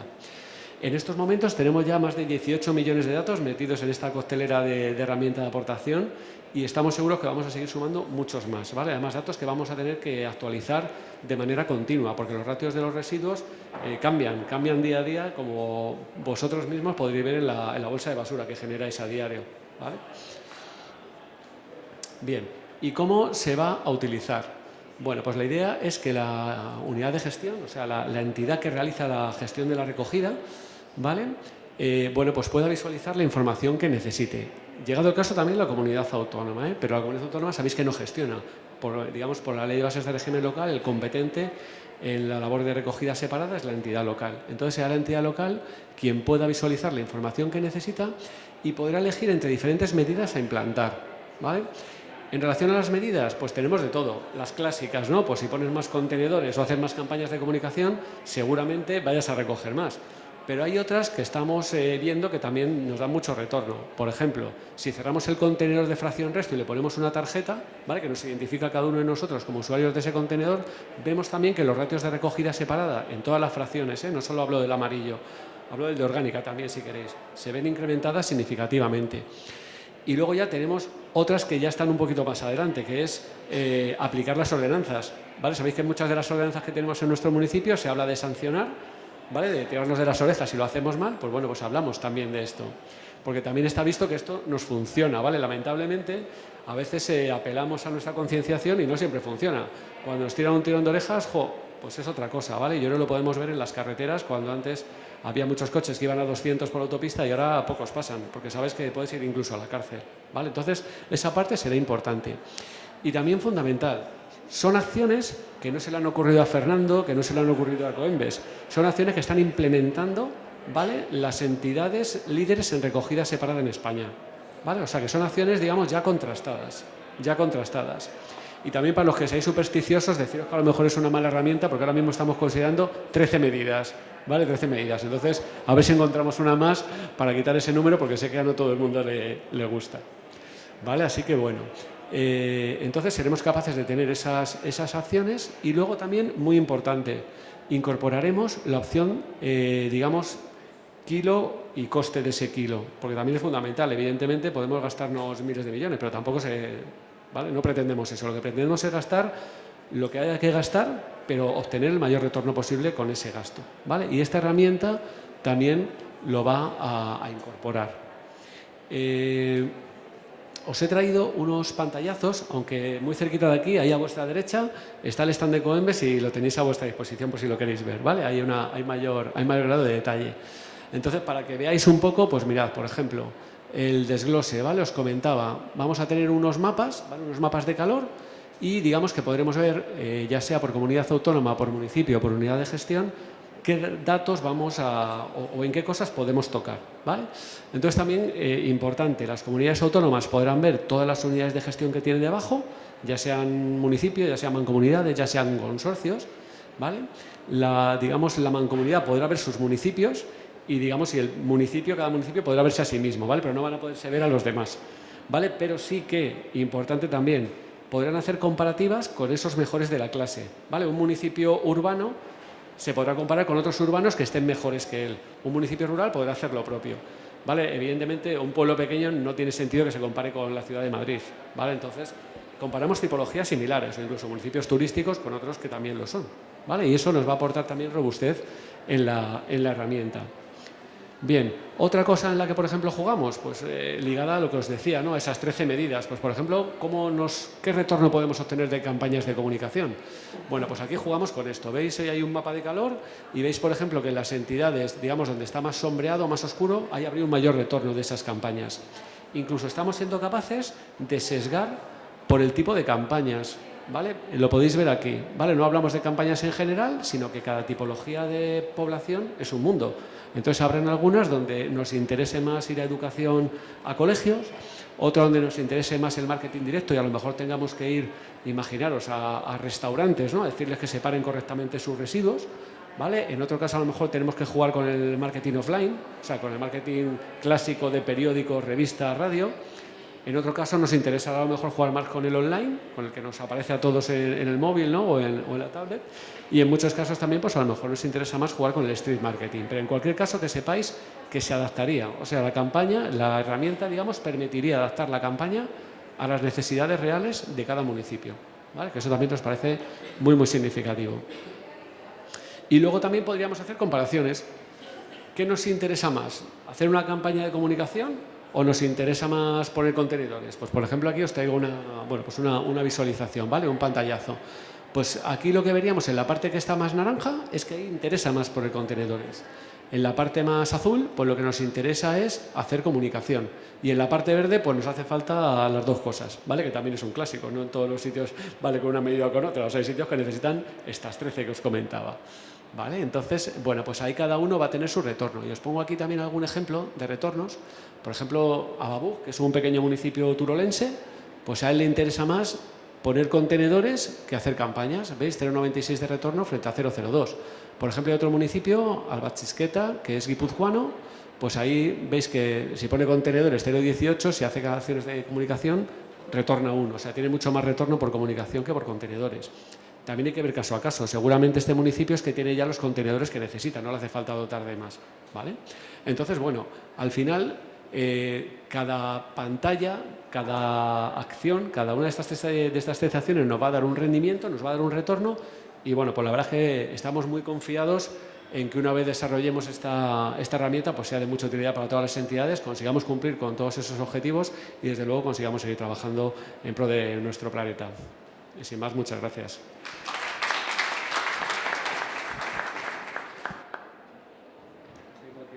Si tenéis cualquier duda, a vuestra disposición.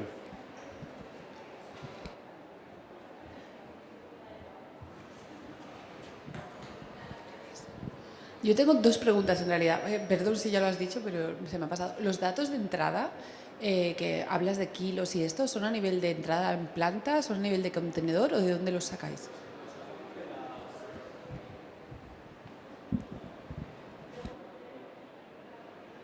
Gracias. Lo sacamos de los municipios. Los propios municipios nos informan a Ecoembes, digamos, de los kilos que recogen cada mes, de los contenedores que tienen en sus calles y también sabemos lo que se deposita en las plantas de selección. O sea que los datos están vinculados a la propia actividad de Ecoembes ligada a estos convenios que os comentaba antes, ¿vale? Que tenemos suscritos con las administraciones autonómicas.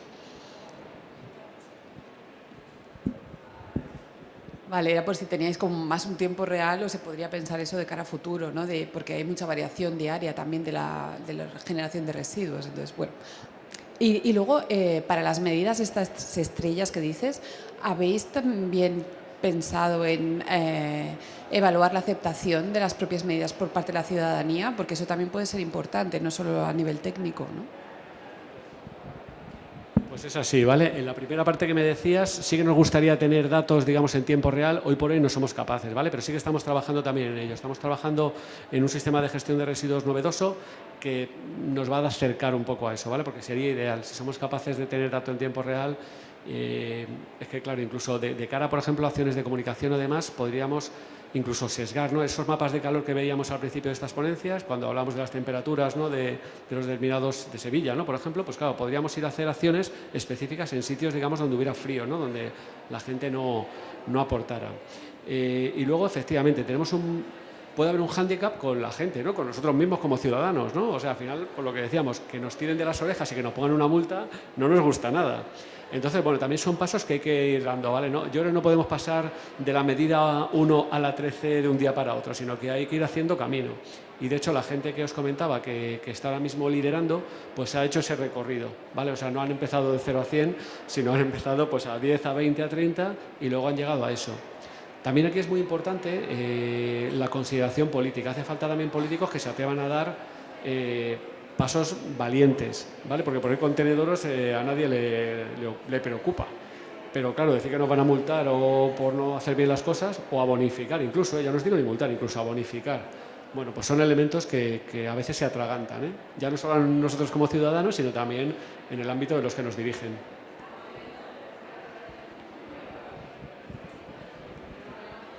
Sí, Fernando, yo te quería preguntar si se plantea Ecoembes incentivar el que el ciudadano deposite envases en contenedores, como pasa en otros países.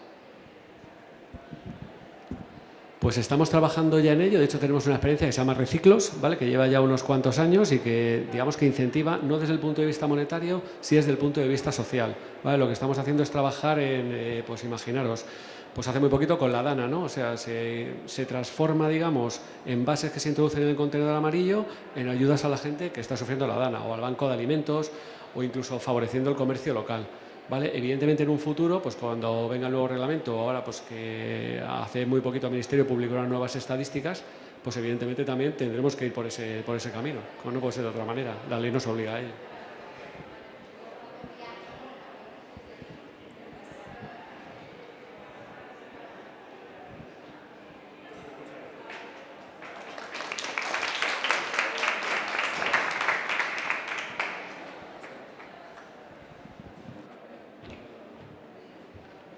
Llegamos ya al cierre de esta jornada, donde hemos escuchado a expertos, creo, de muy diversos sectores, de muy diversa índole, pero, sin embargo, con algunos puntos en común. Circularidad, diría, como palabra clave, pero circularidad llevada a la realidad. Donde antes pensábamos en residuos, ahora pensamos en recursos, y esto es lo que nos lleva a aplicar la circularidad de una manera real. Hemos hablado de herramientas, de tecnología, de datos, pero siempre aplicados a proyectos, a cosas que ya están sucediendo, que ya son tangibles, que se pueden tocar, como era el caso de la moda. Y bueno, creo que nos vamos de aquí llenos de ideas muy inspiradoras. Yo particularmente muy contenta también porque creo que se refuerza la importancia de un espacio como la Escuela de Sostenibilidad en la Universidad Europea, que introduce a los estudiantes, que son los líderes del futuro, de todas estas soluciones que hemos visto, pues en esta ecuación entre empresa e industria. Entonces, no os quiero cansar más, no me queda más que dar las gracias a los panelistas hoy, a todos vosotros también por vuestro compromiso de estar aquí y animaros a que sigamos la conversación ahí fuera, en los stands, y que os llevéis también estas ideas compartidas pues a vuestras comunidades y a vuestros propios proyectos. Nada más, muchas gracias.